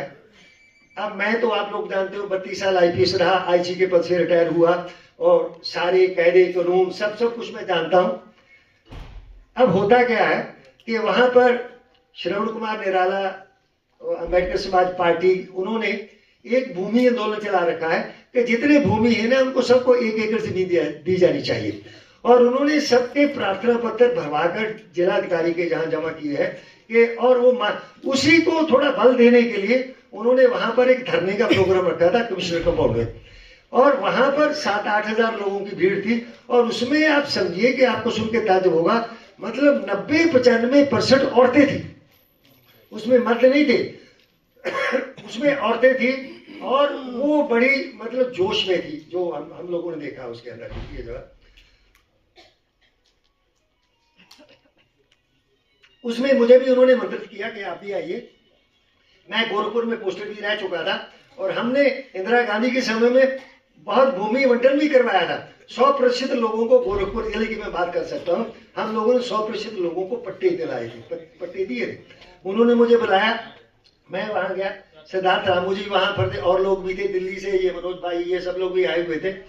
तो वहां पर धरना होता है, 7-8 हजार लोग इकट्ठा हो जाते हैं और मैं 12-12:30 बजे करीब मैं वहां गया। वहां जाके मैंने अपना भाषण दिया, गोरखपुर का बताया कि अभी सरकार जमीन दे सकती है, जमीन उपलब्ध है, यहाँ इसी जिले में जमीन दी गई है।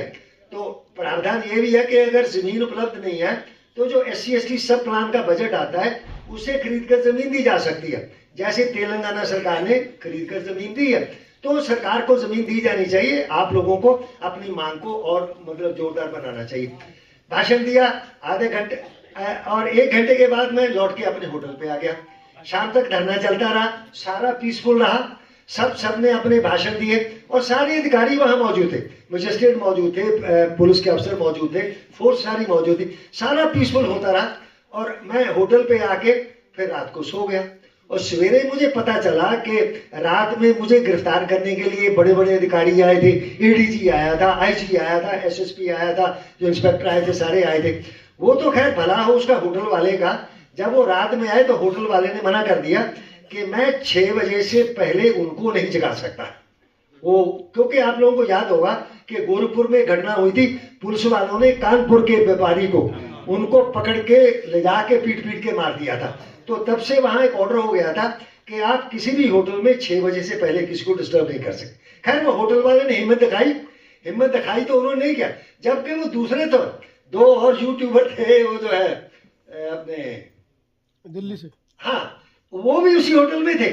उनको तो पुलिस उठा के ले गई, पर मुझे नहीं उठा पाई। चलिए इतनी गिनी हुई थी। सवेरे 6 बजे जो है मुझे मैसेज आता है कि आपको पुलिस वाले मिलने आए हैं। मैं नीचे गया, जाके मैंने पूछा, वो मुझे कहते हैं कि आपको थाने पर चलना है। मैंने कहा क्यों चलना है? वो कहते हैं उच्च अधिकारियों का आदेश है आपको थाने। मैंने कहा ठीक है, फिर मैं अभी उठा हूँ भैया, मैं फ्रेश होऊंगा, नाश्ता करूंगा, नहाऊंगा धोऊंगा, उसके बाद मैं चलूंगा। करते कराते मैंने 8:30 बजा दिए। 8:30 बजे मैं आया और इंस्पेक्टर लेके अपना थाने पर चले गए, वहां जाके बैठा दिया। अच्छा खैर बैठ गए। तो मुझे ये अंदाजा नहीं था गिरफ्तारी की जा रही है। पर इस बीच में मुझे क्या हुआ कि जब पुलिस आई 6 बजे तो मुझे अंदेशा हुआ कि कुछ गड़बड़ है। मैंने निराला और रामू जी इनको सबको फोन मिलाने शुरू किए, तो इनका किसी का फोन नहीं मिला। मेरी शंका और पक्की हो गई कि हाँ मामला गड़बड़ है। तो वहां पर थाने पर रखा। थाने पर रखने के बाद जो है फिर शाम को अपना जहां जो प्रॉपर थाना पड़ता था वहां ले गए। और रात को हम लोगों को 9 लोगों को मतलब 9 लोगों को जेल भेज दिया गया। और उस FIR में 13 लोगों को नामजद किया गया और 15 लोगों को दिखा दिया गया। तो अब देखिए उसमें FIR क्या लिखी जाती है? FIR ये लिखी जाती है जो कमिश्नर का एक नाजर होता है, एक कर्मचारी होता है बड़ा लोअर रैंक का, उसकी तरफ से FIR लिखी जाती है कि ये लोग, हम लोगों के नाम लिखे जाते हैं। ये 13 लोग आए, जबरदस्ती आके वहां मीटिंग करने लगे, इनके पास अनुमति नहीं थी। और उसके बाद ये कहा कि जबरदस्ती वहां बिजली का उन्होंने कटिया लगा के वहां से कनेक्शन ले लिया और उसका इस्तेमाल करते रहे। और उसके बाकी कहा कि इन्होंने गमले तोड़ दिए और दफ्तर की फाइलें फाड़ दी। ये FIR जो है मतलब 18 घंटे के बाद ये FIR दर्ज होती है। अच्छा, ये जो था बिजली की चोरी का आरोप हो गया, संपत्ति नष्ट करने का हो गया, 188 हो गई, 144 का उल्लंघन हो गया और बिजली चोरी, तो ये सारी जमानती धाराएं थी। हम सबको जमानत देनी चाहिए थी, जेल में भेजे जा सकते। फिर क्या करते हैं ये प्रशासन, क्या ये एग्जीक्यूटिव क्या करती है कि उसके 6 घंटे बाद FIR दर्ज कर, ये घटना बताई जाती है दिन के 11 बजे और 18 घंटे बाद FIR दर्ज होती है। फिर 6 घंटे बाद जो वादी है उसका बयान लिया जाता है। बयान में ये ऐड कर दिया जाता है कि ये जो 13 लोग थे इन्होंने मेरे कमरे में आके मेरा गला पकड़ा और मुझे जान के मारने की कोशिश की इन्होंने। मतलब हम लोगों के ऊपर 307 की धारा लगा दी गई। मतलब 18 घंटे बाद FIR है, 6 घंटे बाद मतलब उसका बयान होता है और उसमें 307 लगा दी जाती है और उसमें फिर वो नॉन अवेलेबल हो गया। 307 तो गैर जमानती है, हम लोग को खैर जेल भेज दिया जाता है। अच्छा, जबकि सच्चाई ये है, आज की हालत ये है कि जो 11 बजे दिखाया गया कि वहां घटना है, 11 बजे में वहां मौजूद ही नहीं हूं। मेरे मोबाइल का जो गूगल लोकेशन है वो बताती है कि मैं 12:25 में वहां पहुंचा हूं और ये घटना तो 11 बजे की है। बहरा खैर, हम लोग जेल गए, 3 हफ्ते जेल में हम लोगों को सबको रहना पड़ा। उसके बाद हम छूट कर आए, जमानत हुई हम लोगों की। तो मैं उदाहरण इसलिए दे रहा हूं कि आज किस प्रकार से जो कानून का राज है उसका उल्लंघन किया जा रहा। एक मेरे जैसा व्यक्ति जो कि IPS ऑफिसर है, IC के रैंक से रिटायर हुआ है और सारे कायदे कानून जानता है, मेरे साथ। अच्छा, एक चीज मैं और भूल गया कि मुझे 8:30 बजे होटल से थाने पर ले जाया गया, पर हमारी जो गिरफ्तारी है शाम को 4 बजे गोरखपुर रेलवे स्टेशन के बस स्टैंड से दिखाई जाती है। अच्छा, उसका भी इसमें रिकॉर्ड है, ये जो मेरा मोबाइल है उसमें भी रिकॉर्ड है कि मुझे होटल से कितने बजे लेकर गए और कितने बजे उन्होंने फिर फाइनली हमसे मोबाइल लेके मतलब बंद कर लिया, रख लिया। तो ये इतना मतलब अगर ये सब कुछ मेरे जैसे एक IPS ऑफिसर के साथ हो सकता है तो आप लोग तो खैर उसके सामने कहाँ खड़े हुए। तो ये एक उदाहरण है कि किस प्रकार से आज की जो एग्जीक्यूटिव है वो कितनी मतलब गिर गई है और किसी के इशारे पर आपके साथ कुछ भी कर सकते हैं, कुछ भी। तो ये हम सबके लिए चिंता की बात होनी चाहिए। हम लोग तो खैर जागरूक थे, सब कुछ थे, वहां 9 लोग थे।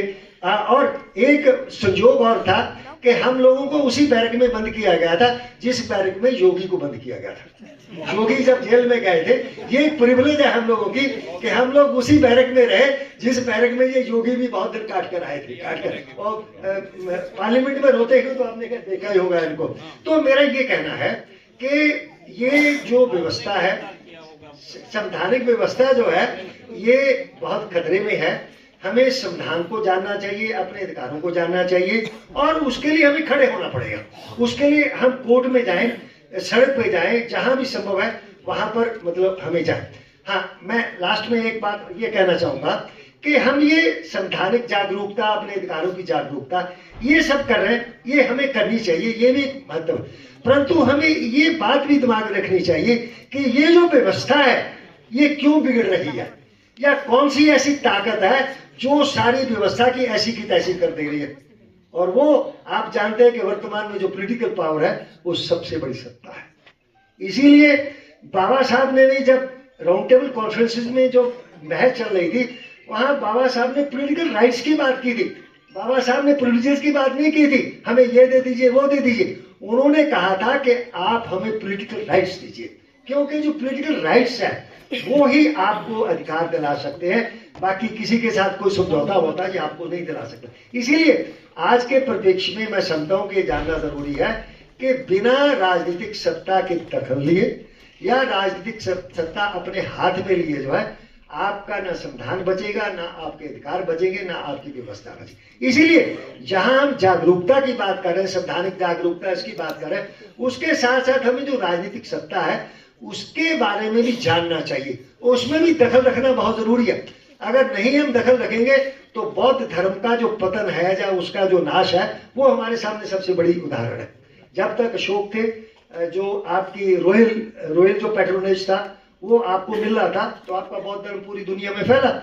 और जैसे ही पुष्यमित्र शुंग ने वो कर दिया, राजनीतिक सत्ता आपके खिलाफ खड़ी होगी, तो बौद्ध धर्म कहां से कहां उठा हुआ था और कहां गिर गया। इसलिए हमें राजनीतिक सत्ता के महत्व को जरूर समझना चाहिए। हम सबकी वोट है, सबको वोट देना है। हमें ये आज हमारे सामने ये चुनौती है कि जो सत्ता इस समय हावी है वो हिंदुत्व वाली सत्ता है, कारपोरेट की सत्ता है, इसको सत्ता से आने से कैसे रोका जाए। अगर हम नहीं रोकेंगे तो फिर आपका कुछ नहीं बचेगा, ना संविधान बचेगा। संविधान कुछ ना भी हो, रहते हुए भी सब कुछ हो जाएगा। इसीलिए हम लोग यहाँ ये जागरूकता की बात करते हैं, वहां हमें राजनीति की बात भी करनी चाहिए। हमारा राजनीतिक अधिकार है, हमारा वोट का अधिकार है। हम वोट किसको देंगे, हम किसको चुनेंगे, और उस प्रक्रिया में जाने के लिए हम कैसे एकताबद्ध होंगे। क्योंकि अगर आपका सामाजिक संगठन नहीं है, बाबा साहब ने कहा था, all the political revolutions are preceded by social and religious revolution. हमें सामाजिक एकता पैदा करनी है और धार्मिक एकता पैदा करनी है, तो उसके लिए ये है कि हमारी एक कॉमन अंडरस्टैंडिंग होनी चाहिए, हमें एक साझी समझ होनी चाहिए, और साझी समझ के तौर पे अब जो पॉलिटिकल है उसके लिए हमारे सामने एक कॉमन एजेंडा होना चाहिए, क्योंकि हम सबके अलग अलग मतभेद हैं, अलग अलग अफिलिएशन है हमारी, को किसी से जुड़ा किसी से भी जुड़ा, परंतु कुछ चीजें ऐसी हैं जो कि सार्वभौमिक है, जो कि सबके लिए मतलब कॉमन है, उन पे कम से कम कोई मतभेद नहीं हो सकता। तो इसी संदर्भ में मैं आप लोगों को सूचना देना चाहता हूं, कल हम लोगों ने लखनऊ में एक मीटिंग की थी जिसमें पॉलिटिकल एक्टिविस्ट भी थे, सोशल एक्टिविस्ट भी थे, बुद्धिजीवी भी थे, वो सारे थे। उसमें हम लोगों ने एक कॉमन मिनिमम एजेंडा जो वर्कआउट किया है, वो एजेंडा किसी एक पार्टी का नहीं है, एक पार्टी का नहीं है, उस एजेंडे को हमने तैयार किया है, 5-7 उसकी आइटमें हैं, उनको हम सब में सर्कुलेट करेंगे, सभी राजनीतिक पार्टियों को भेजेंगे, सभी संगठनों को भेजेंगे, सभी सोशल एक्टिविस्ट को भेजेंगे। अगर वो उससे सहमत हो, उसमें कुछ घटाना है घटा लीजिए, कुछ बढ़ाना है बढ़ा लीजिए, परंतु अपने को सूत्रबद्ध करने के लिए कम से कम एक मतलब एजेंडा आप लेकर चलिए। अगर हमारा एजेंडा मतलब स्वीकार हो जाता है, आपसे स्वीकार हो जाता है, हम अलग अलग पार्टियों में रहते हुए भी, अलग अलग संगठनों में रहते हुए भी कॉमन ऑब्जेक्टिव के लिए काम कर सकते हैं। वो चुनौती हमारे सामने 2024 की चुनौती है, इसीलिए वो एजेंडा मैं आपको जो हम लोगों ने चिन्हित किया है आप लोगों के लिए विचारार्थ में रख सकता हूँ। जैसे एक जमीन का सवाल हम लोगों ने रखा है कि जितने भूमि है ना उन सबको भूमि जमीन दी जाए, 1 एकड़ की मांग हम लोगों ने की है कि हर एक भूमिहीन को 1 एकड़ की जमीन दीजिए, और जो पहले पट्टे हैं उन पे कब्जा नहीं, उनको कब्जा दिलाया जाए। और तीसरा, अगर कहीं जमीन उपलब्ध नहीं तो SC/ST जो सब प्लान का बजट है उससे खरीद के जो है वो जमीन उपलब्ध कराई जाए। उसके बाद फिर मनरेगा की बात है, क्योंकि हमारे ज्यादातर लोग मनरेगा से गांव देहात में जुड़े हुए हैं, उसका बजट बहुत काट दिया गया है, सेंटर ने काटा है तो स्टेट ने भी काटा है, तो मनरेगा का बजट बढ़ाया जाए। और दूसरी सबसे बड़ी समस्या जो हम लोगों के सामने है वो बेरोजगारी की है, क्योंकि हमारे लोगों के पास कोई दूसरा साधन ही नहीं है। जो 2011 के मतलब आंकड़े हैं वो बताते हैं कि उत्तर प्रदेश की बात है कि 73% भूमिहीन है, दलित भूमिहीन है, और 79% आदिवासी भूमिहीन है। और जमीन हमारी एक बुनियादी जरूरत है, वो जितनी भी मिले, 1 एकड़ मिले, 2 एकड़ मिले, आधा एकड़ मिले, हमें जमीन जरूर मिलनी चाहिए। बेरोजगारी का सरकारें बहाना बनाती आई है, हमारे पास इतना पैसा नहीं है कि हम सबको रोजगार दे सके। तो हमारी मांग ये है, सबको रोजगार दिया जा सकता है, ये केवल बहाना मात्र है। उसके लिए जो अर्थशास्त्री है उन्होंने वर्कआउट किया है कि जितने बड़े बड़े पूंजीपति हैं उनकी जो संपत्ति का उन पर वेल्थ टैक्स लगा दीजिए, और उनका जो सक्सेशन जो उत्तराधिकार उनको मिलता है उन पे आप टैक्स लगा दीजिए, तो इतना पैसा आ जाएगा जिससे आपका मनरेगा भी चल सकता है और सबको रोजगार भी दिया जा सकता है। उस इरादे से हम लोगों ने रोजगार को मौलिक अधिकार बनाइए, फंडामेंटल राइट बनाइए, और अगर फंडामेंटल राइट बनता है तो फिर हर एक को रोजगार देना सरकार की जिम्मेदारी हो जाएगी, जो कि अभी तक सरकारें टालती रही। अगर रोजगार नहीं मिलता है तो बेरोजगारी भत्ता दीजिए, इस मुद्दे को हम लोगों ने सेंटर में रखा है।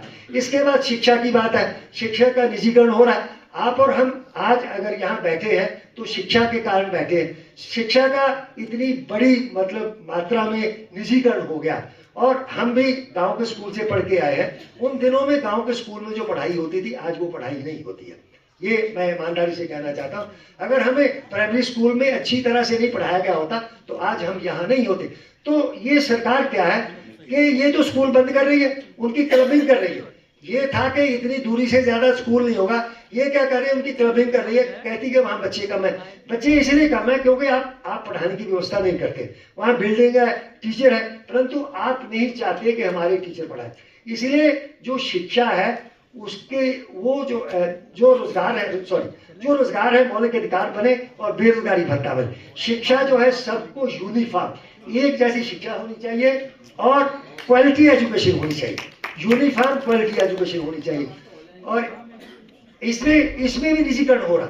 आप देखेंगे इंग्लिश स्कूलों के नाम पे कितनी लुटाई हो रही है। वो हर एक आदमी अपने बच्चे को इंग्लिश स्कूल में नहीं भेज सकता।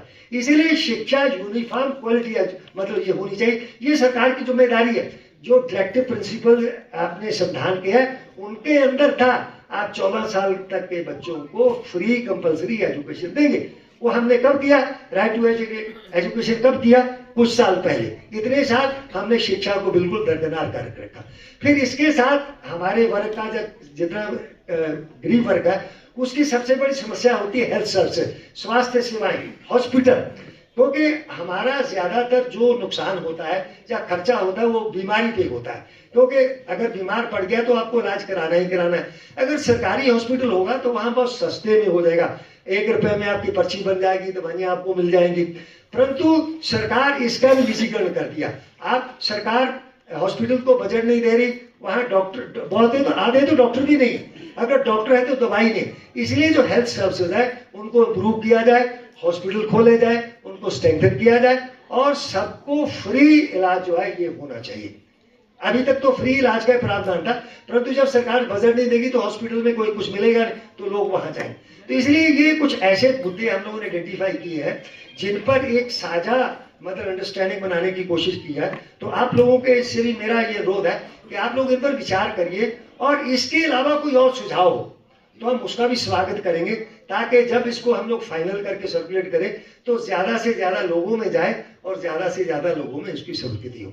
तो मैं अधिक ना कहता हूँ, काफी टाइम मैंने ले लिया। मैं अंत में जो हमारी संस्था है भारतीय लोकतांत्रिक समाज महासंघ जो है उसका बहुत बहुत आभारी हूँ कि उन्होंने आज आपके बीच में मुझे मदद किया, अपनी बात कहने का मौका दिया और इतने महत्वपूर्ण जो विषय है, जो मुद्दा है, जो पहलू है, उस पर जो है आप इतने मेहनत के साथ जो है मतलब ये सब काम कर रहे हैं। तो मेरी शुभकामनाएं आपके साथ है। जय भीम, जय भारत।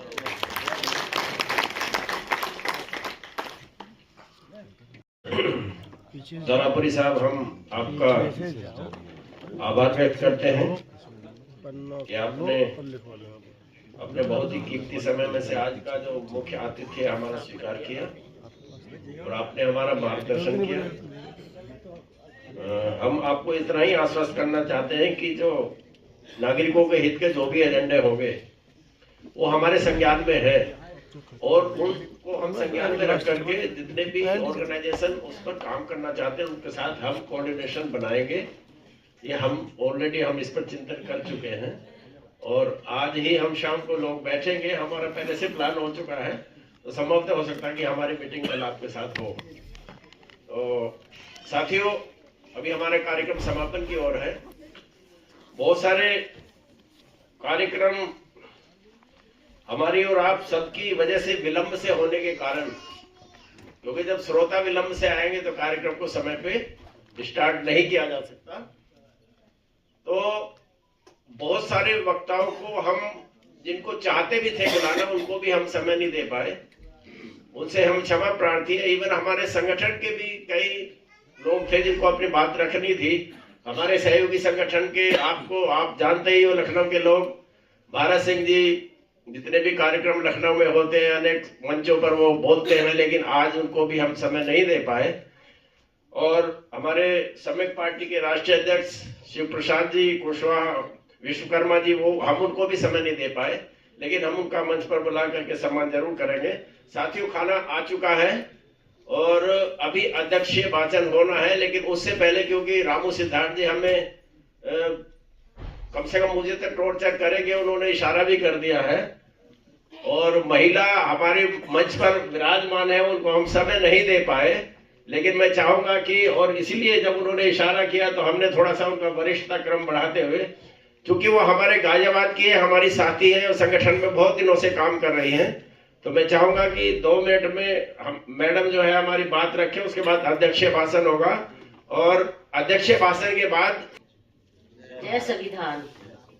जैसा कि हम सब जानते हैं कि आज हम संविधान दिवस मना रहे हैं और भारतीय लोकतंत्रात्मक महासंघ ने इसको ऑर्गेनाइज किया है और इसको सबने मिलकर सहयोग दिया है।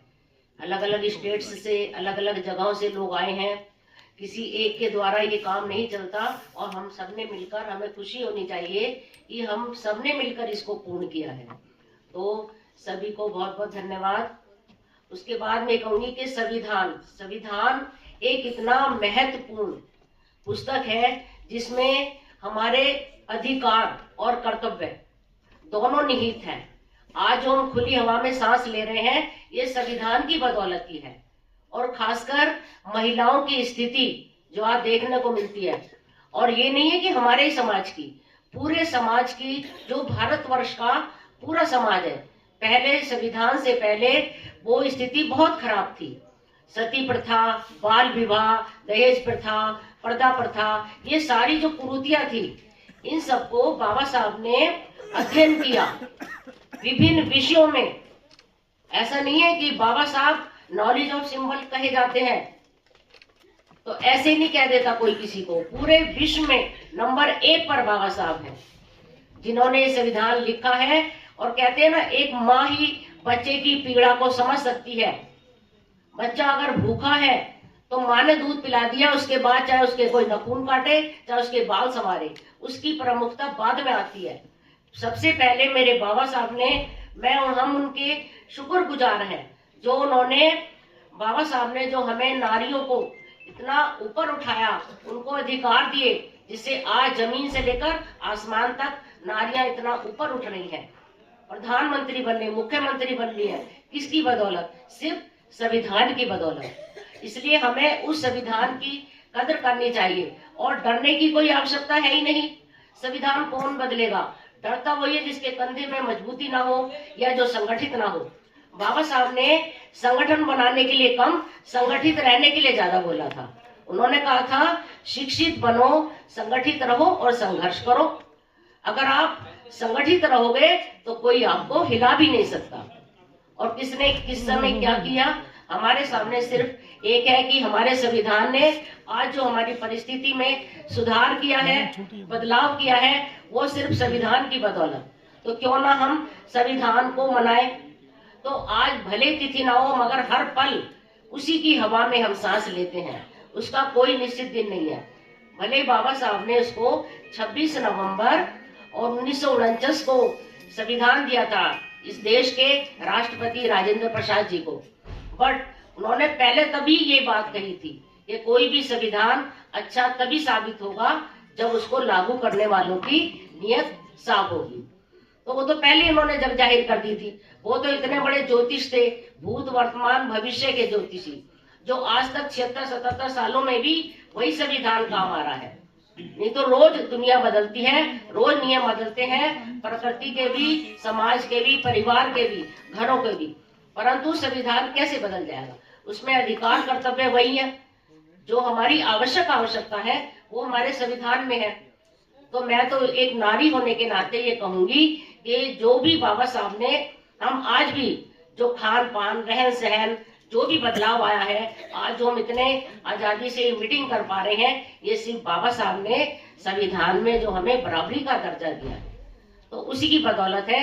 तो बहनों और भाइयों, इस बात को ध्यान को, हमें संविधान की कदर करनी है, उसका सम्मान करना है और बाबा साहब का मिशन आगे ले जाना है, आगे बढ़ाना है। जय हिंद। भारतीय लोकतांत्रिक समाज महासंघ के मुख्य संयोजक, मैं उनको आमंत्रित करता हूं कि आप अपने अध्यक्षीय भाषण के साथ इसको, कार्यक्रम को 15 मिनट में कंक्लूड करें। एडवोकेट राव साहब मोहन। मित्रों, आज मैं तहे दिल जो स्पीकर आए हैं उनका आभार व्यक्त करता हूं।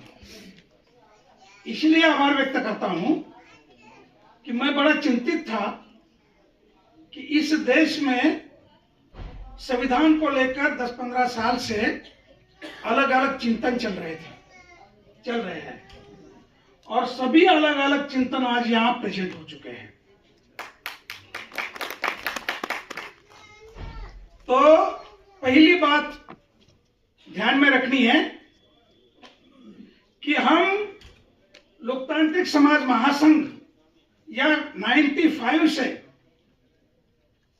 भारत के संविधान की मूल प्रस्तावना ही बताते हैं। भारत के संविधान की मूल प्रस्तावना अंबेडकरवाद है और अंबेडकरवाद के सिवा कुछ नहीं है। भारत की मूल संविधान प्रस्तावना आप बाबा साहब डॉक्टर अम्बेडकर के राउंड टेबल कॉन्फ्रेंस के 1930 के भाषण के साथ कंपेयर करिएगा। 1930 में इंग्लैंड में बाबा साहब ने कहा था कि भारत में विचित्र राष्ट्रवादी है। भारत में जो नेशन की बात करते हैं वो विचित्र लोग हैं। वो विचित्र लोग अपने बहू बेटियों को भी अधिकार नहीं देना चाहते, इतने राष्ट्रवादी है। बहुत सारा समूह शासन प्रशासन में नहीं, उनको भी अधिकार नहीं देना चाहते। इनका राष्ट्रवाद सिर्फ अपनी मोनोपोली कायम रखने के लिए है और कुछ नहीं है। तो ये स्पूडो नेशनलिज्म है जो वैर भाव निर्माण करता है, तो वो आशय राष्ट्रवादी है। और वही सभा में बाबा साहब डॉक्टर अम्बेडकर ने कहा, मैं ऐसा राष्ट्रवादी हूं कि मैं जीवन के सामाजिक, आर्थिक और राजनीतिक क्षेत्र में, ईच एंड एवरी क्षेत्र में लोकतंत्र को स्थापित करना चाहता हूं। और हर क्षेत्र में एक व्यक्ति एक मूल्य, ये मेरा एम है। एक व्यक्ति एक मूल्य, ये मेरा एम है। और इस एम को अचीव करने के लिए जो संवैधानिक जो व्यवस्था है विधायिका की, या फिर जो व्यवस्था है प्रशासन की, उस व्यवस्था में सभी समूहों की सहभागिता हो। ये अगर आप इसके साथ प्रियम्बल को और कॉन्स्टिट्यूशन को कंपेयर करेंगे तो 100% कॉन्स्टिट्यूशन बाबा साहब डॉक्टर अम्बेडकर के विचार के मुताबिक बनी है। और बाबा साहब के विचार के मुताबिक बनने वाले कॉन्स्टिट्यूशन को अगर जिसने सहयोग किया है, जो आपके गोरखपुर भूमि के और यूपी के रहे हैं राजेंद्र प्रसाद, डॉक्टर राजेंद्र प्रसाद, बिहार के थे डॉक्टर राजेंद्र प्रसाद, बिहार के थे। और डॉक्टर राजेंद्र प्रसाद को आप लोग जानते हैं कि भारत के प्रथम राष्ट्रपति, लेकिन कांग्रेस चाहती थी कि वो राष्ट्रपति ना बने। कांग्रेस चाहती थी कि वो राष्ट्रपति ना बने, यानी कि जिनको संविधान सभा का अध्यक्ष बनाया उनको कांग्रेस ने राष्ट्रपति बनाने से क्यों विरोध किया? नेहरू ने, सरदार पटेल ने और बाकी लोगों ने प्रयास किया और बड़े हो। इसमें आपको समझ में आएगा। कॉन्स्टिट्यूशन का रिपोर्टिंग पढ़ो। राजेंद्र प्रसाद ने जितना बाबा साहब डॉक्टर अम्बेडकर के विचारों को सहयोग दिया, इससे कांग्रेस सिर्फ परेशान ही नहीं रही, तो कांग्रेस के बड़े बड़े नेता उपस्थित भी नहीं रहे। ये सिचुएशन है, क्योंकि आर्टिकल 1 में कांग्रेस उस समय चाहती थी कि आर्टिकल 1 में भारत समाजवादी और सेकुलर राष्ट्र बने। आर्टिकल 1 अमेंडमेंट दी थी। आर्टिकल 1 की अमेंडमेंट बाबा साहब डॉक्टर अम्बेडकर ने रिजेक्ट की। एक सेंटेंस में आप पढ़ो। और रिजेक्ट करने के बाद राजेंद्र प्रसाद ने उसको मान लिया, सुझाव पारित किया। जो अमेंडमेंट कॉन्स्टिट्यूशन असेंबली में कांग्रेस करना चाहती थी, वो उन्होंने 42nd कॉन्स्टिट्यूशन अमेंडमेंट में कर दी। यानी कि संविधान सभा ने जिसको रिजेक्ट किया वो उन्होंने बाद में किया। ऐसा क्यों? 3 चीजें ध्यान में रखनी है। एक, बाबा साहब डॉक्टर अम्बेडकर डेमोक्रेटिक रहे और उनकी पूरी तरह डेमोक्रेसी के साथ आस्था रही, और उस आस्था के साथ इस डेमोक्रेसी का प्रिंसिपली रूट ब्रह्मा को माना है और प्रैक्टिकल रूट बुद्धिज्म को माना है, बुद्धा के संघ को माना है। तो बुद्धा का संघ विश्व का पहला सोशल और पॉलिटिकल डेमोक्रेसी का प्रेरणा स्रोत रहा है। तो ये बात बाकायदा बाबा साहब डॉक्टर अम्बेडकर ने 25 नवंबर के भाषण में कही है। हमारे कई कॉन्स्टिट्यूशन पे स्टडी करने वाले स्कूल बुद्धा पर बात ही नहीं करते। वो पूरी तरह 5000 साल का गुलामी का इतिहास बताते हैं, लेकिन बुद्धा पे चर्चा नहीं करते। क्यों सम्राट अशोक की संसद में है? क्यों राष्ट्रपति भवन में बुद्धा ही है? कांग्रेस अगर सेकुलर विचार की थी, यानी कि सर्वधर्म संभाव वाली थी, क्यों प्रियम्बल में व्यक्ति की गरिमा को सर्वश्रेष्ठ माना है? व्यक्ति की गरिमा, ये बाबा साहब डॉक्टर अम्बेडकर का एम है, अम्बेडकरिज्म का एम है व्यक्ति की गरिमा, और व्यक्ति की गरिमा भारत के प्रियम्बल का एम है, कॉन्स्टिट्यूशन का एम है। ये बात आपको ध्यान में रखनी होगी। सेकुलरिज्म लाने के बाद जो हमारे नेता बोल रहे थे कि भारत में बंधुभाव और मैत्री लेके जाना पड़ेगा, सबको साथ लेके जाना पड़ेगा, दुश्मनी को खत्म करना पड़ेगा, विभाजन को खत्म करना पड़ेगा, ये बात मेरे पहले वक्ता ने बताई है। क्या बंधुता कॉन्स्टिट्यूशन में है, प्रियम्बल में, लेकिन बंधुता नेहरू के ऑब्जेक्टिव रेजोल्यूशन में नहीं है। लोकतंत्र जो इधर शब्द आया है, ऑब्जेक्टिव रेजोल्यूशन में लोकतंत्र शब्द नहीं है। नेहरू ने सुझाव रखा था स्वतंत्र, सार्वभौम स्वतंत्र रिपब्लिक। बाबा साहब ने स्वतंत्र निकाल दिया, डेमोक्रेसी कर दिया। वाई? और एक कॉमा का भी अमेंडमेंट नहीं हुआ, प्रियम्बल टोटल पास हो गया। और दावे के साथ कहते हैं कि पब्लिक में जब तक अमेंडमेंट नहीं हुई तब तक पब्लिक में प्रियम्बल नहीं बताई गई। अमेंडमेंट के बाद ही पब्लिक में दी गई है, तो कंफ्यूजन पैदा कर दिया, क्योंकि वो धर्मवादी है, अंबेडकरवाद लोकशाहीवादी है, और ये धर्मवादी के दो स्कूल है, एक हिंदुत्ववादी और दूसरा सर्वधर्म संभाव वाले। तो कॉन्स्टिट्यूशन डेमोक्रेसी की वकालत करती है, टोटल अंबेडकरवाद की वकालत करती है। इसके ऊपर आपके दिमाग में कोई शंका नहीं होनी चाहिए। दूसरी बात मैं आपको बताना चाहूंगा, नॉट रिपीटेशन। जैसा कि साहब ने, जिन्होंने प्रशासन में काम किया है, उन्होंने एक वर्ड यूज किया कि कॉन्स्टिट्यूशनल मोरालिटी की आवश्यकता है। कॉन्स्टिट्यूशनल मोरालिटी की आवश्यकता है। कितना काम किया भारतीयों ने कॉन्स्टिट्यूशनल मोरालिटी पर? कॉन्स्टिट्यूशनल मोरालिटी पर अंबेडकरवादियों ने तक काम नहीं किया। बाबा साहब तो तब भी मानते थे कि भारत में जो लोग हैं, जो सीमेंट है, ये जातिवादी है, धर्मवादी है, वंशवादी है, प्रांतवादी है। और जिस देश में जाति एक नेशन की तरह होती है, वहां वन नेशन खड़ा नहीं हो सकता। इसीलिए बाबा साहब डॉक्टर अंबेडकर ने कहा, अगर कानून का राज सफल होना है तो आपको प्रथम भारतीय अंततः भारतीय बनना पड़ेगा। आपकी पहचान भारतीयता के सिवा कुछ ना हो। साथियों, 74 साल से भारत के नागरिक के तौर पर आपने बहुत सारा फायदा उठाया है, बहुत सारा। लेकिन आपके दिमाग में जो मल्टी पर्सनैलिटी का भूत सवार है, वो भूत सवार खत्म होगा भारतीयता से। आप बाहर जाएंगे, एक ट्रेन में जाओगे, पैसेंजर की तरह एक दूसरे के साथ पेश आते हैं।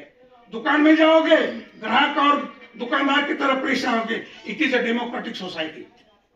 मगर जब सरनेम पहचान में आता है, या कोई जय भीम बोलता है, क्या अल्लाह बोलता है, या और कुछ बोलता है, तो इमीडिएट कास्ट का भूत सवार होता है, रिलीजन का भूत सवार होता है। और जब वो भूत आता है, पूरी तरह पागल की तरह आदमी व्यक्त करता है।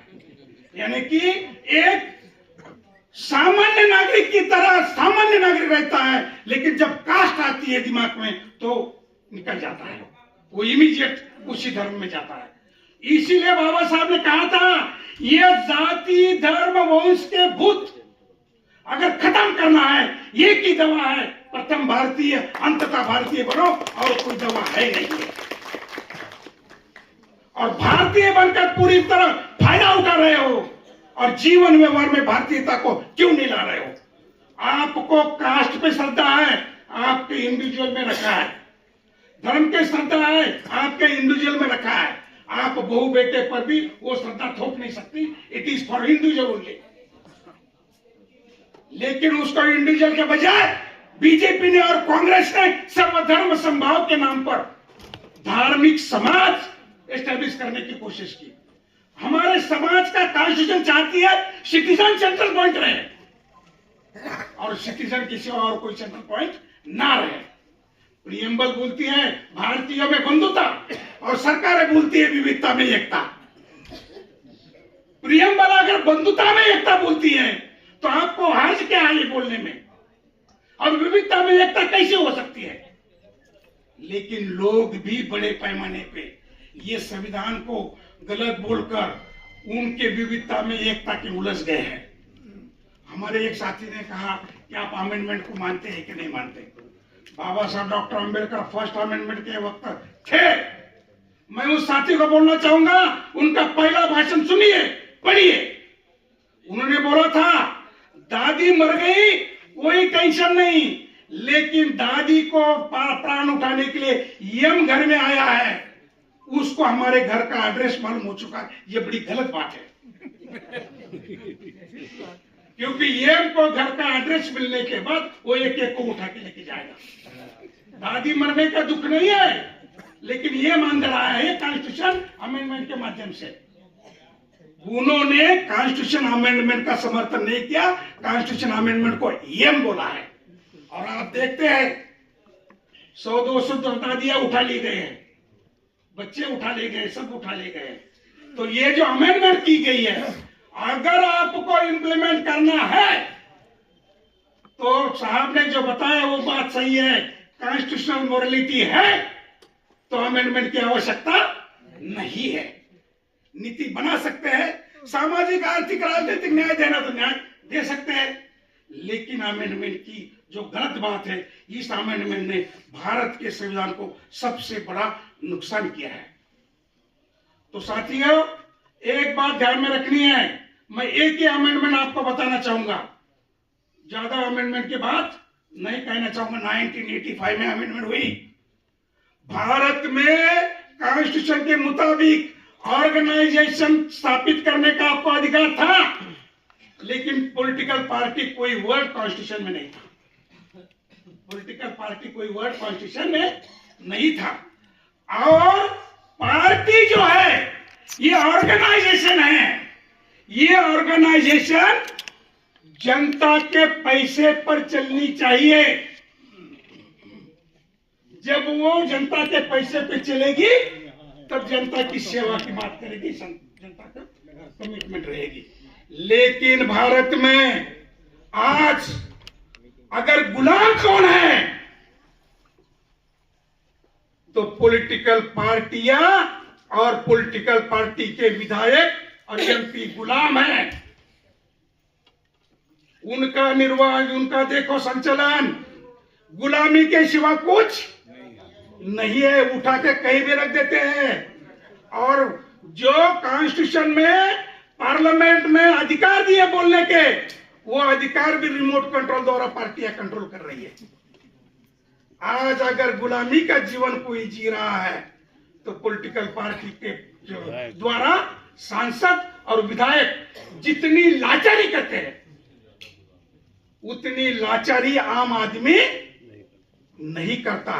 भयानक लाचारी से, यानी कि पॉलिटिकल पार्टी और जिस तरह मैं कंपेयर करता हूं लोगों को कि जो व्यक्ति हमारे घर से कलेक्टर बनता है तो कलेक्टर का पेमेंट लेता है और कलेक्टर की ड्यूटी भी करता है, लेकिन भारत में जो मंत्री है he is also part of executive.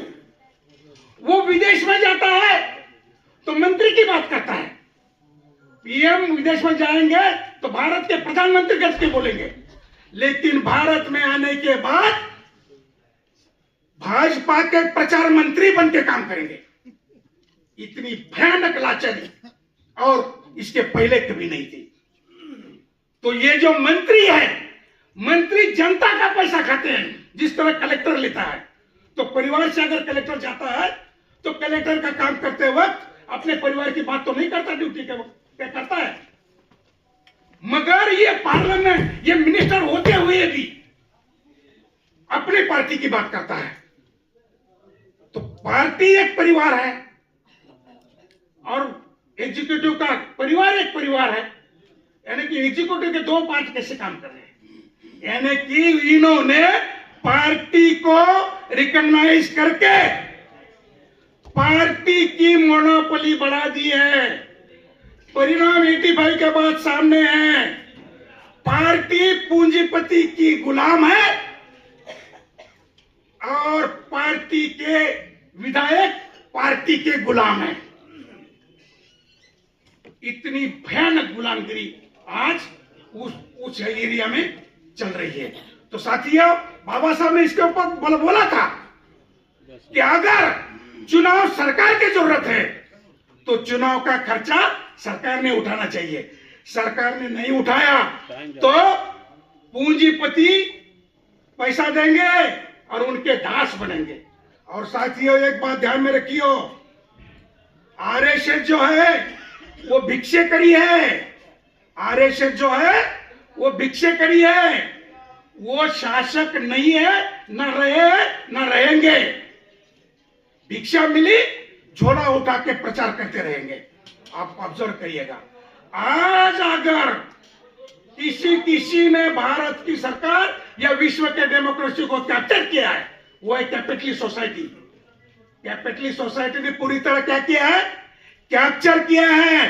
पैसा देती है और पैसे के इशारे पे पार्टी नाचती है, कई अलग अलग ऑर्गेनाइजेशन नाचते हैं।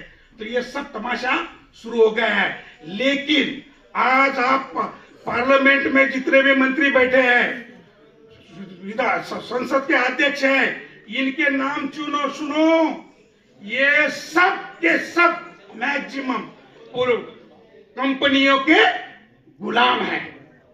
तो ये जो कंपनियों की नई गुलामी शुरू हो गई है, ये कंपनियों की नई गुलामी अगर आपको खत्म करनी है तो आने वाले समय में बाबा साहब ने अपने लाइफ टाइम में इस क्रांति को सफल करने के लिए जो बोला है उसके ऊपर काम करना पड़ेगा। 2 मिनट में मैं खत्म कर दूंगा। पहली बात, साहब ने जो बोला है कॉन्स्टिट्यूशनल मोरालिटी, कैसे मोरालिटी डेवलप करोगे? बाबा साहब ने 25 नवंबर 1949 का भाषण बोला, लेकिन जितने चिंतक कॉन्स्टिट्यूशन को गालियां देते हैं या कॉन्स्टिट्यूशन के खिलाफ बोलते हैं, वो 25 नवंबर के भाषण को नजरअंदाज करते हैं, जिसमें हमारी ड्यूटी बताई है। हमें स्वयं शासक बनना है और ऐसा शासक बनना है जिसका बेस मैत्री भाव हो। हमें जीवन शैली में 3 चीजें अपनानी है: समता, स्वतंत्र और बंधुता। ये सह जीवन को अपनाना है। हम इधर समता, स्वतंत्र, बहुजन, बंधु भाव को अपनाने के बजाय हम शत्रुता फैला रहे हैं। हम अलग अलग जातियों के बाहर निकलना नहीं चाहते। जब भारतीय बनोगे तो बंधु भाव का संचालन होगा। 3 शत्रु बताए बाबा साहब ने। 3 शत्रु से अलग रहना है। वर्ग 43 में अगर 3 शत्रु से अलग रहोगे, नहीं सजग रहोगे, तो पार्लियामेंट्री डेमोक्रेसी रहेगी लेकिन स्पॉइल हो जाएगी, स्पॉइल रहेगी। पहला शत्रु है contract system, free contract system. जिस तरह पार्टियों को, विधायकों को, सांसदों को कंपनियों ने गुलाम बनाया, उसी तरह कॉन्ट्रैक्ट सिस्टम के अंतर्गत एग्जीक्यूटिव को भी गुलाम बनाने का प्रयास जारी चल रहा है। यह बड़ा चैलेंज हमारे सामने है। कॉन्ट्रैक्ट सिस्टम फ्री हो गई है, कॉन्ट्रैक्ट सिस्टम बंद होनी चाहिए। सरकार के दफ्तर में तो बिल्कुल नहीं होनी चाहिए। दूसरी बात बाबा साहब ने बताई, शत्रुता हमारे दिमाग से डिलीट मारो। बुद्ध का मैत्री भाव रहा, भारत गौरवशाली बौद्ध भारत रहा। दोबारा आपने जाति के, वर्ग के सर्कल से बाहर निकालकर भारतीय नागरिक बनना है और धर्म हमारे दिल में रहेगा। और भारतीय नागरिक बनेंगे तो बंधुता संचालित होगी। इसके लिए आपको इस पर काम करना पड़ेगा। तो आइडियोलॉजी समाज में डिवीजन करने वाली ना हो, आइडियोलॉजी समाज में बंधुता फैलाने वाली हो, मित्रभाव फैलाने वाली हो, एकता निर्माण करने वाली। ये 3 चीजों से हमें करना चाहिए। 5 चीजें बाबा साहब ने और बताई है। एक चीज, स्वतंत्रता सर्वोपरि है, व्यक्ति पूजा बंद करो। दूसरी चीज, संविधान सम्मत और कानून सम्मत मार्ग से ही सामाजिक, आर्थिक, राजनीतिक समस्या का समाधान करो। जन आंदोलन करना अराजक है, ये 1949 में बाबा साहब ने कहा। ये कॉन्स्टिट्यूशनल मोरालिटी का पार्ट है, लेकिन अम्बेडकर वादी ने ही पहले जन आंदोलन के रूप और बीज बोए, और आप सब वही जन आंदोलन में कर रहे हैं। बाबा साहब ने बताया नहीं, संविधान सम्मत मार्ग से ही आपको चलना पड़ेगा। तीसरी बात बताई, बंधुता निर्माण करने के लिए भारतीयता चाहिए। चौथी बात बताई, लोगों को कोसना बंद करो, क्योंकि जिस तरह बोलते हैं कि गालिब धूल तेरे चेहरे पे थी और तू आईना पोंछता रहा, उसी तरह इस देश में अगर आपके घर में कॉन्स्टिट्यूशनल मोरालिटी है तो कलेक्टर ठीक रहेगा। आपके घर में जातिवाद है तो कलेक्टर ऑफिस जातिवादी बनेगा। तो कॉन्स्टिट्यूशनल मोरालिटी बनाने का काम संगठनों पर और पॉलिटिकल पार्टी पर दिया गया था कि ये पार्टियां अपने अंतर्गत कॉन्स्टिट्यूशनल मोरालिटी का करेगी। लेकिन भारत में ब्राह्मणवाद, जातिवाद, वंशवाद और मोनापली के बाहर ये जो भूत है, ये भूत दिमाग में पालते हैं और भारतीय नागरिक होकर फायदा उठाते हैं। तो ये दुहेरी नीति आपको छोड़नी पड़ेगी। प्रथम भारतीय, अंततः भारतीय बनना पड़ेगा और दूसरों को कोसना बंद करेगा, क्योंकि इस देश में अभी जो भी होगा उसके लिए मैं जिम्मेदार हूं।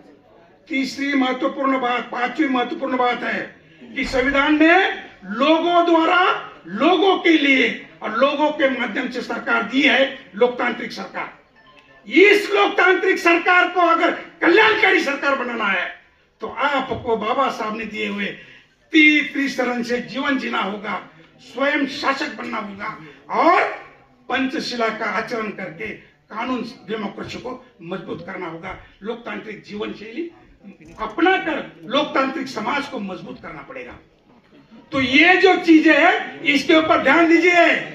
और कांशीराम जी की एक बात ध्यान में रखिए कि हम डिमांड नहीं कमांड करेंगे, डिमांड नहीं कमांड करेंगे। हम याचक नहीं, निर्वाचक ही शासक है। धन्यवाद। जय भारत।